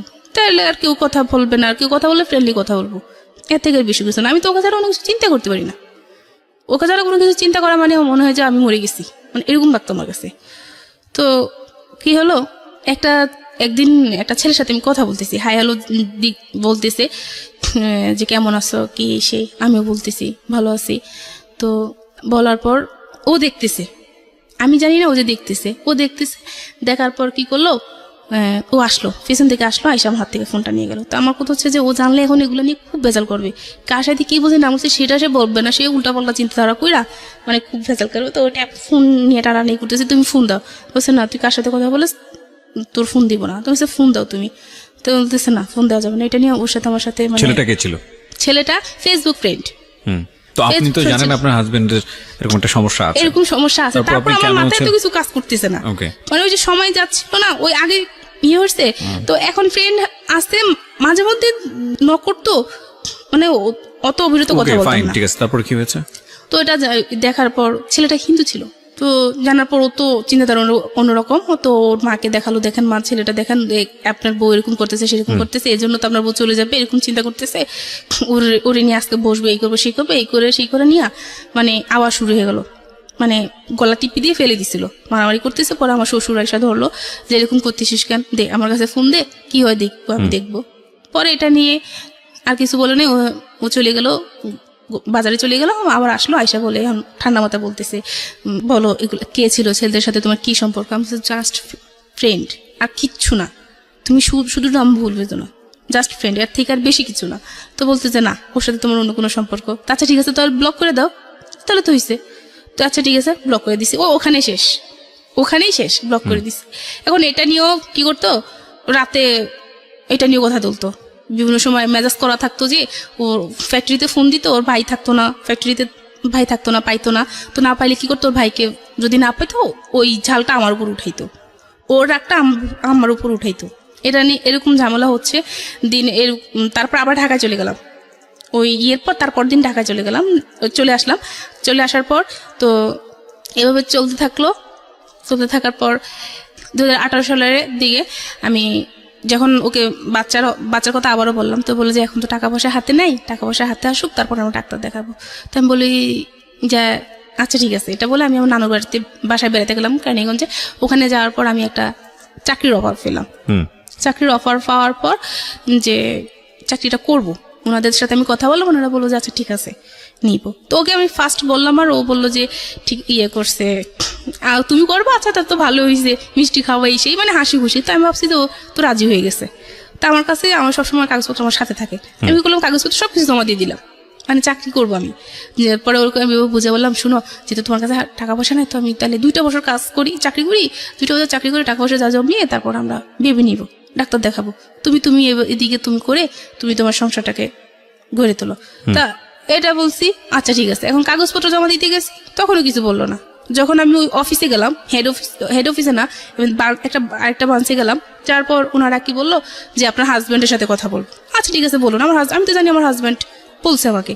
তো আমার হাজব্যান্ডের সাথে কথা বলতে দিছে। ও বললো যে আমি জানি না, ওর ফ্যামিলি জানে, ওর ফ্যামিলি যদি ওকে চাকরি করতে দেয় তাহলে আমার সেটা জানার বিষয় না। এটা বলার পর উনি বলতেছে আপনার হাজব্যান্ডের সাথে আপনার দূরত্ব আছে? আচ্ছা না, দূরত্ব নেই। তাহলে সে এটা বললো কেন? আচ্ছা ঠিক আছে, সমস্যা নেই, আপনি চলে যান। চলে গিয়ে ওনাকে বুঝান, সমস্যা নেই, আমরা আপনাকে ফোন দিব। তো এটা বলে আমি বাসায় গেলাম। বাসায় গিয়ে ওর সাথে মানে আমি খুব রাব বিহেভ করলাম। আমি নিজে যে তুই এটা বললি কেন, আমি তো ভালোই চাচ্ছি, যে তোর যে টাকা পয়সা নাই, তুই যে বাচ্চা কাচ্চা নিতে পারবি না, তাহলে আমি টাকা জোগাড় করে আমি ডাক্তার দেখাবো, তুই এটা বললি কেন? এটা নিয়ে ওর সাথে আমার মানে খুব ঝগড়া হচ্ছে। হওয়ার পর কি করলাম যে যা আমি থাকবো না, আর আমাকে রাখতে পারবি না, এতদিন এত কিছু হয়েছে, আর রাখতে পারবি না, এটা করে আমি চলেই আসবো, যে যা তোকে এখান থেকে আমি ডিভোর্স দিয়ে যাব। তো ও দুজনে মিলেই ঝগড়া করতেছি।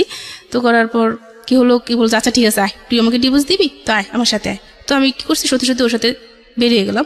বাইরে যাওয়ার পর কি করলো, ওর একটা ফ্রেন্ডের বাসা বানিয়ে গেল। তা আমি আবার মেজু ভাইকে বললাম যে এরকম ওর ফ্রেন্ডের বাসা আমাকে নিয়ে যাচ্ছে, আমরা আজকে মানে আলাদা হয়ে যাব।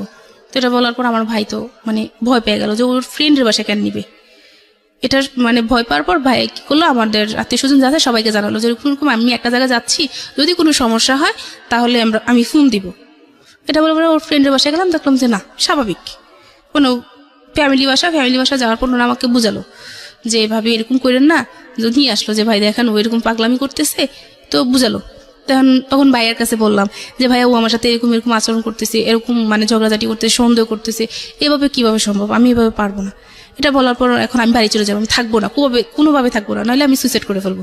তো ভাইয়া বললো যে আচ্ছা ভাবি করেন না, ফাহিম ভাই ও যদি যেতে চায় তাহলে ওকে বাড়িতে পাঠান, কয়েকদিন থেকে আসুক, তারপরে ঠিক হয়ে যাবে। তা আমি সত্যি আমি বাড়িতে আসলাম। বাড়িতে এসে কয়েকদিন থেকে আবার এখন কেন জানি ওর জন্য আমার খারাপ লাগতেছে, না আমি থাকবো না, চলে যাই। ঢাকায় চলে আসলাম। ঢাকায় চলে আসার পর যাক ভালোই চলতেছে। নানুর বাসায় যেতাম বা মামার বাসায় যেতাম, আগে এগুলো নিয়ে কোনো সমস্যা করতো না। প্রথম এগুলো নিয়ে কোনো সমস্যা করতো না, পরবর্তীতে এগুলো নিয়ে সমস্যা করতেছে। যা ও ছাড়া আমি আমার ফ্যামিলির মানুষের সাথে অনেক জায়গা ঘুরতে যেতাম, যেতে দিত। এগুলো নিয়ে কোনো সমস্যা করতো না, এগুলো নিয়ে ভালো করতো। তো ঘুরতেছি ফিরতেছি ভালোই। এখন রমজানে কি করলাম, ও একদিন বসে বসে আমাকে বলতেছে যে তুমি কোন দিন জানি মানে টার্গেটে পড়ে গেছো। কি টার্গেটে বলছো, তুমি মেরে ফেলবো নাকি, কিসের টার্গেট বলতেছো তুমি? এগুলা বলছো টার্গেটে পড়ে গেছো, তুমি হাসতেছে আর বলতেছে টার্গেটে পড়ে গেছো। তা আমি এটাতে খুব ভয় পাইছি যে কিসের টার্গেটে পড়ে যাচ্ছি আমি। তো বললো যে না কিছু না, এ বলে ও মানে তখনই চুপচাপ হয়ে গেল। তখন আমার খুব ভয় লাগলো যে সে খারাপ কিছু একটা করতে চাচ্ছে, যে আমি টার্গেটে পড়ে যাচ্ছি। তখন আমি আমার ফ্যামিলিকে বললাম যে ওরকম করতেছে। এখন সবাইকে মোটামুটি বলা হয়ে গেল, এখন সবাই চাইতেছে যে চলে আয়। এখন সবাইকে বিশ্বাসও করাতে বললাম যে এখন আমাকে কেউ দোষ দিতে পারবে না, কেউ বলতে পারবো না যে আরেকটা সুযোগ দে, কেউ বলতে পারবো না ধৈর্য ধর, তো আমি দোষলাম। সবাইকে দেখানোর পর আমি কি করলাম, ঈদে বাড়িতে গেলাম। বাড়িতে গিয়ে আবার চলে আসলাম, চলে আসার পর এখন বাবা অসুস্থ, আরো বেশি গুরুতর অসুস্থ হচ্ছে। তো গেলাম, বাড়িতে আসলাম, যাওয়ার পর বাবাকে দেখে এসে আবার চলে আসলাম। আবার 9 দিন পর আবার ফোন গেল যে বাবা খুবই অসুস্থ। তো তার আগের দিন আমি ওকে তার সাথে আমার যে সমস্যাটা হয়েছিল তো ওই দিন আমি হাসতেছে, দুজনে হাসাহাসি করতেছি, বলতেছে যে তোমার হাতের রান্না আসলে অন্যরকম, মানে খায় খুব তৃপ্তি পাওয়া যায়। আমি বলছি সব বাদ দাও, এবার দুষ্টামি পাজলামি যা হয়েছে করো, এটা কাজ করো শোনা, এবার বাচ্চা নেওয়ার জন্য ডাক্তার দেখাই, এটা ভালো হবে। ওইটা বলছি, আবার রাগারাগি শুরু হয়ে গেল, তোর বাচ্চা নেওয়ার জন্য এত পাগলখানে ইচ্ছে, এরকম করে পরের দিন যা আর থাকবো না, এইবার শেষ। তখন কি করলাম, সবকিছু ইয়ে করে পরের দিন ফোন আসলো যে বাবা খুবই অসুস্থ, আমাকে দেখতে চাচ্ছে। তো চলে গেলাম বাড়িতে। চলে যাওয়ার পর 5 দিন পর বাবা মারা গেল। 5 দিন পর বাবা মারা গেল, আমাকে মা ডাকার যে আমাকে মা রাখতো সে মারা গেল। তো বাবা মারা যাওয়ার মানে শুধু এটা বলো যে মা তুই খুব ভালো ভালো থাকবি, তুই খুব ভালো থাকবি, আর এই লোকটার কাছে না যাওয়াটা ভালো হবে, যে এত কষ্ট দেয় আমার মাটারে। তো বাবা মারা যাওয়ার পর ওকে জানানো হলো, ওরা গেল, যাওয়ার পর যা কিছু করার করে চলে আসলো। তারপর ঈদ হলো, কোরবানি ঈদ হওয়ার পর এখন ঈদের সময় ওদের বাড়িতে যাওয়ার জন্য আমাকে বলতেছে, আমি যাইনি। না যাওয়ার কারণে অনেক চেষ্টা তারা করলো আমাকে যাওয়ার জন্য, আমি যাইনি। তারপর আমার দেবর বিয়ে ছিল, তো আমার ননদ দেবর আয়সা খুব মানে ইয়ে করে নিয়ে গেল যে ওকে নিয়ে যাই, ওকে দেন। তো আমাকে একদিনের জন্য দেওয়া হলো। একদিন গিয়ে থেকে তারা বললো যে আমরা বসবো এটা নিয়ে। ওরা এইভাবে আর কয়দিন চলবে, ওরা দুজনের বয়স হচ্ছে, বাচ্চা কাচ্চা কিছু হচ্ছে না, এটা 2 দিন পর ঝগড়া, তার থেকে ভালো ওদের এরকম হওয়া দরকার কি। এটা বলে আমি একদিন থেকে তারপর চলে আসলাম। ওই দিন বসলো, সবাইকে নিয়ে বসা হলো। এখন বসা হওয়ার পর বললো যে তোদের সমস্যা কি, মূল সমস্যাটা কি। তো আমাকে প্রথম জিজ্ঞাসা করলো যে কি সমস্যা। পর আমি বললাম যে আমাকেও সন্দেহ করে কতদিন যাবত, বিয়ের 1 সপ্তাহ পর থেকে। তো এতদিন তুই বলিস নি কেন, এতদিন বলিনি, দেখি না ঠিক হয় কিনা। কিন্তু এতটা বছর পর্যন্ত, কত বছর, 7.5 বছর, 7.5 বছর, এতদিন পর্যন্ত এত কিছু করলাম। পরে বললাম যা যা হচ্ছে আমার সাথে এরকম এরকম বলতেছি। আর ও বললো যে তখন ওকে জিজ্ঞাসা করলো যে তুমি ওকে সন্দেহ করো কেন। পরে বললো যে আমার না ও অসুস্থ দেখে আমার ওর সন্দেহ হয়। তুমি এই যে সন্দেহ করতেছো, ওর কিছু পাইছে এ পর্যন্ত? বলছে না। ওকে কোনো ছেলেদের সাথে কথা বলে, যে ও একটা ছেলের সাথে কথা বলছে, ইমুতে কথা বলছে, ফেসবুকে কথা বলছে, কিছু করছে, ওর সাথে দেখা করছে? কয় না। তো ও বিয়ের আগে একটা ছেলের সাথে সম্পর্ক করছে, ও ছেলের সাথে কোনোদিন কথা বলছে? যে না। এসব যখন সে বললো, তাহলে তুমি ওকে সন্দেহ করো কেন? ও অসুস্থ থাকে এই জন্য আমার সন্দেহ হয়। আমি কেন সন্দেহ হয় জানি না, অসুস্থ থাকে সন্দেহ হয়। এটা বলার পর সবাই বললো যে আচ্ছা ঠিক আছে, তাহলে ওকে 2 মাস সময় দেওয়া হোক। আমি তো যাবো নাই। তখন আমি আমার একটা আঙ্কেলকে বললাম যে ও আমাকে এইসব অফার করে, আমি কিভাবে ওর সাথে যাব। তারপরে সবাই মিলে একটা বললো যে না, ওকে সময় দেখ, কারণ এখন বাবা মারা গেছে, এখন আমার মানে উপরে আর তো ইয়ে নাই। 2 মাস সময় নেওয়ার পর ও আমাকে ফোন দিত, আমি ঠিক মতো কথা বলতাম না। তখন ও বললো কেন তুমি আমার সাথে এরকম করো, এখন তো সবকিছু ঠিকঠাক হয়ে গেছে, তুমি 2 মাস থাকো তারপরে আসো। এসে তখন আমি বললাম যে তোমার সাথে আমার কিসের কথা, যে স্বামী তার স্ত্রীকে এইসব কথা বলতে পারে? তো কখন আমি তোকে বললাম, আমি তো তোকে কিছুই বলিনি। আমি এখন সবাইকে বলবো যে তুই আমাকে এসব অফার করছিস, যে তুই অন্য ছেলেদের সাথে থাকতে চাস, এই জন্য আমি তোকে দিতে চাই না বলে তুই আমার কাছ থেকে চলে যাস। আমি এইসব মানুষকে বলবো দেখি তুই কি করিস, পারলে তুই কিছু করিস। মানে সবাই আমাকে বিশ্বাস করে, ও খুব ভালোভাবে মিথ্যা বলতে পারে। তো তখন চিন্তা করলাম যে কি করব এখন। আর এখন বাড়িতে যখন থাকতেছি তখন মোটামুটি অনেকে জেনে গেছে যে আমার মানে এরকম হবে। তখন একজন অফার করলো যে একটা কাজ কর, এরকম থেকে কি করবি, ইমুতে কথা বল, ছেলেদের সাথে ইমুতে কথা বলে টাকা ইনকাম করিস। কেউ একজন বললো যে আয়, মানে একদিন অন্য কিছু করি, মানে এইসব কিছু অফার করতেছি। কিভাবে চলবে, বাবা তো নাই এখন, ভাইদেরও মোটামুটি, তো এভাবে কেমনে চলবে, ভালোভাবে চলতে পারবি, এইসব অফার পাচ্ছি। এখন মাথায় সারাক্ষণ কাজ করতেছে, আমি কি করব, মানে কি করার আছে আমার। খুব ডিপ্রেশনে ভুগতাম। রাতের পর আমি রাত কি করতাম, বাইরে কাটাতাম। মানে গ্রামের বাড়িতে রাতকে 2টা-3টা বাজে আমি বাইরে দাঁড়িয়ে থাকতাম। মানে আমার ঘুম হতো না, যে আমি কি করব, এই মানুষটার সাথে আমি কাটাবো সারাটা জীবন, যে মানুষটা আমাকে এসব বলতেছে না আমি একা থাকবো, কোনটা করব। তো আমি আমার একটা আঙ্কেলকে বললাম যে আঙ্কেল এই অবস্থা, আমি এখন কি করব, আমাকে একটা কাজ জোগাড় করে দিতে পারবেন? পরে বলে যে তুই কতটুকু পড়াশোনা করছিস? তো আমি বললাম যে আমি ইন্টারমিডিয়েট কমপ্লিট করলাম, আমার কোনো রিসেপশনে হলে হবে, সমস্যা নাই, আমি তো চলতে পারবো, এরকম কিছু হলে হবে। তো উনি বললো আচ্ছা ঠিক আছে, তুই ঢাকা আসলে তোর মানে একটা গতি করে দেবো। পরে ঢাকায় আসলাম, ঢাকায় আসার পর একটা কোম্পানিতে উনি আমাকে রিসেপশনের জন্য ফার্স্ট সিলেক্ট করা হলো। তো সিলেক্ট করার পর আর ওনারা আমাকে রিসেপশনে না রেখে অন্য কাজে দিয়ে দিল, অ্যাকাউন্টসে, যে তুমি এটা করো, দেখি তুমি পারবে না। আমি তখন কিছুই জানতেছি না, কম্পিউটার সম্পর্কে কিছুই জানি না, বা আমি যেহেতু পড়াশোনা থেকে এতটা বছর দূরে, আমি ইংলিশ সম্পর্কে সবকিছু আমার মাথা থেকে চলে গেছে, আমি কোনো কিছু পারতেছি না। তো আমার কলিগ যারা, তারা আমাকে খুব হেল্প করছে, বস সবাই খুব হেল্প করতেছে আমাকে। হেল্প করে আমি মানে এখন অনেকটা ভালো পর্যায়ে চলে গেছি। আর এখন ওর সাথে তো আর কোনো যোগাযোগ নাই। কতদিন যাবত যোগাযোগ নাই? ওর সাথে যোগাযোগ নাই, ওই ঢাকায় আসার আগ থেকে ওর সাথে আর যোগাযোগ ছিল না। মাঝখান দিয়ে একদিন ফোন দিয়ে জানতে চাই, বুঝতে চাইতেছে যে সে গ্যাপ কি করতে কতদিনের চায়। আপনি এটা বলেন? প্রায় 7 মাস। 7 মাস। আপনি ভালো আছেন না বন্ধ আছেন? ভাইয়া ডিভোর্সড হয়ে গেছে। ডিভোর্স হয়ে গেছে, তো ভালো আছেন না বন্ধ আছেন? এখন ভাইয়া আমি যেখানে কাজ করতেছি ওখানে একটা ইন্টারন্যাশনাল কোম্পানি, তো আমি আপনাকে জিজ্ঞেস করছি ভালো আছেন না বন্ধ? বলতেছি আমি। হ্যাঁ, না ইন ডিটেল না, আপনি শুধু অ্যান্সার করেন ভালো আছেন না বন্ধ আছেন। আমার ইন ডিটেল জানার দরকার নাই, আমি ঘটনা যেটা বুঝতে পেরেছি অনেক আগেই বুঝতে পেরেছি। আপনি শুধু আমাকে এইটুকু অ্যান্সার করেন যে আপনার আগের যে জীবন ছিল সেই জীবনের থেকে এই জীবনটা ভালো না বন্ধ? আগের জীবন থেকে এই জীবনটা আছে, ভালো আছে, কিন্তু কিন্তু কি অনেকটা ডিপ্রেশন আছে এখন। Depression মানে কি আপনার? যেটা হচ্ছে যে আমি জব করতেছি সেখানে আমার বস চাচ্ছে যে আমি আরো বেশি কাজ করি বা আমি আরো সেটা তো বেশি অন্য কেস, ইংলিশ সেটা সব জায়গায় থাকবে। লাইফ ইজ নট কিন্তু উইদাউট ওনারা প্রবলেম। আমাকে বলে দিছে যে আমার এই কাজের পাশাপাশি অন্য কাজ খুঁজতে, কিন্তু আমি কোথায় কোনো কাজ পাচ্ছি লাইফ না। Is not that kind of thing যে আপনি যেখানে যাবেন সেখানে 100% হ্যাপি হবেন, সেটা বড় কথা না। কিন্তু আপনি যেখানে ছিলেন সেখান থেকে আপনি স্কিপ করে আপনি একটা বেটার লাইফে আসতে পেরেছেন কিনা সেটাই হচ্ছে মূল হ্যাঁ কথা। হ্যাঁ, আমি হ্যাঁ। ওইরকম ডিপ্রেশন থেকে, ওরকম একটা খারাপ জীবন থেকে এখন আমি একা আছি, ভালো আছি। 7 ইয়ার্স ধরে আপনি একটা মানুষকে বুঝে উঠতে পারেন নাই, বা 7 ইয়ার্স ধরে একটা মানুষের সাথে আপনি সিদ্ধান্ত নিতে পারেন নাই। অনেকে 7 বছর না, অনেকে 27 বছরও পারে না, এটাই সত্য কথা, the ugliest truth of life. তারপর আমার মনে হয় যে মানুষের সঙ্গে আপনার হচ্ছিল না, যে মানুষটা আপনাকে সন্দেহ করে, এবং সন্দেহ করে আলটিমেটলি একটা মানুষ আপনাকে খুনও করতে পারে। হ্যাঁ, ভুল করে খুনও করতে পারে, সন্দেহ এরকম একটা বাতিক। তো সেই জায়গাটা থেকে আমার মনে হয় সিদ্ধান্তটা ঠিকই আছে। প্রথম কথা হচ্ছে এটা। আর দ্বিতীয় কথা হচ্ছে যে 7 বছরও যেহেতু সে আপনাদের সন্তান নেওয়ার ব্যাপারে কোনো সিদ্ধান্ত নিতে পারেনি, তার মানে সামথিং ইজ রং। তো আজকের এই জীবন গল্পটা আপনি কেন বললেন? আপনার কথা থেকে শেষ করতে চাই আমাদের এই অনুষ্ঠানটা। আমার বললাম যে যেই কেউ কোনো সিদ্ধান্ত নেওয়ার আগে ভেবেচিন্তে কোনো সিদ্ধান্ত নিবে, আর আমার মতো যাতে টাইমটা কেউ বেশি না নেয়। মানে আপনি মনে করেন যাই সমস্যা হোক না কেন পরিবারের কাছে যাতে সেটা শেয়ার করে। Right, 7 years is a big time. পরিবারের কাছে যেটা শেয়ার করে সেটা ভালো হবে। আর আমি এটা যেটা করছি সেটা আমার দিক থেকে আমি খুব ভালো করছি। আর আমি যে জীবনের গল্প শোনার পর আমি এটা বুঝতে পারছি যে অনেক ভালো একটা শো এটা, কিন্তু এটার জন্য বলতে হতো যে এটা ভালো না, অনেক ভালো একটা শো। এটা থেকে অনেক মেসেজ পাওয়া যায় যে আমি সিদ্ধান্তটা নিছি, এমনভাবে সিদ্ধান্তটা নিছি যে আমার কোনো সমস্যা, পরিবারের কাছে আমি স্থান পাচ্ছি। এখন পরিবার আমাকে একটা সময় একটা স্থান দিচ্ছে, তখন যদি আমি এরকম কথা চলে যেতাম, হুট করে চলে আসতাম, বা ওর কথায় আমি রাজি হয়ে যেতাম, ওইসব বলতাম, তখন আমাকে সবাই নষ্টামিয়ে বলতো। কিন্তু এখন আমি সমাজের বুকে মাথা উঁচু করে দাঁড়াতে পারছি, বলতে পারছি যে হ্যাঁ আমি ভালো আছি, আমি সৎ আছি, এটা আমি বলতে পারি। একটা সংসার ভেঙে যাওয়াটা বা একটা সংসারের কাছ থেকে বের হয়ে আসাটা, এটাকে আমি কখনোই একটা সমাধান মনে করি না। কিন্তু যখন নিজে বেঁচে থাকার জন্য বিষয়টা এরকম হয়ে দাঁড়ায় যে আমার জীবনের উপর উঠে যাচ্ছে এবং এটা আসলে কিউরেবল না, তখন অবভিয়াসলি আমাদের রিলিজিয়ন যেভাবে সাপোর্ট করে এবং আমাদের জায়গা থেকেও আমরা মনে করি যে বেঁচে থাকার জন্য, ভালো থাকার জন্য এটার প্রয়োজন আছে।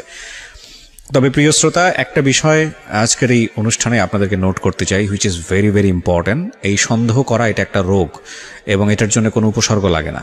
যারা সন্দেহ করেন তারা নিজেরা খারাপ থাকেন, যাদেরকে নিয়ে সন্দেহ করেন তাদেরকে খারাপ রাখেন।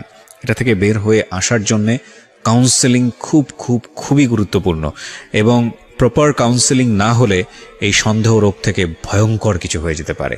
সুতরাং আপনি যদি সন্দেহ করে থাকেন, আপনি প্রথমত একজন মনে করতে হবে যে আপনি একটা প্রবলেমের মধ্যে আছেন, কোনো উপযুক্ত কারণ পাচ্ছেন না কিন্তু আপনার সন্দেহ হচ্ছে, আপনি ডাক্তারের সাথে কথা বলেন, কারণ এটা আপনার অনেক ভয়ানক রকমের ক্ষতির দিকে নিয়ে যাবে। আর যে মানুষটাকে নিয়ে সন্দেহ করছেন সেই সন্দেহের জায়গাটিতে সেই মানুষটি আদৌ পড়ে কিনা ঠান্ডা মাথায় একটু বিচার ব্যবস্থার প্রয়োজন আছে, কারণ সন্দেহ কাউকে ভালো থাকতে দেয় না, না আপনাকে, না আপনি যাকে নিয়ে সন্দেহ করছেন তাকে। তাহলে এই ছিল আজকের গল্প। আপনাদের কার মনে ধাক কাটলো এই গল্পটা কমেন্টে জানিয়ে দিন, আর লিখে ফেলুন আপনি কোন জায়গা থেকে শুনছেন আমাদের গল্প। আর পরবর্তী গল্প শুনতে চোখ রাখুন আমাদের চ্যানেলটি সাবস্ক্রাইব করে পাশে থাকুন। সবার জন্য রইল অনেক ভালোবাসা। ভালো থাকবেন, সুস্থ থাকবেন। আল্লাহ হাফেজ।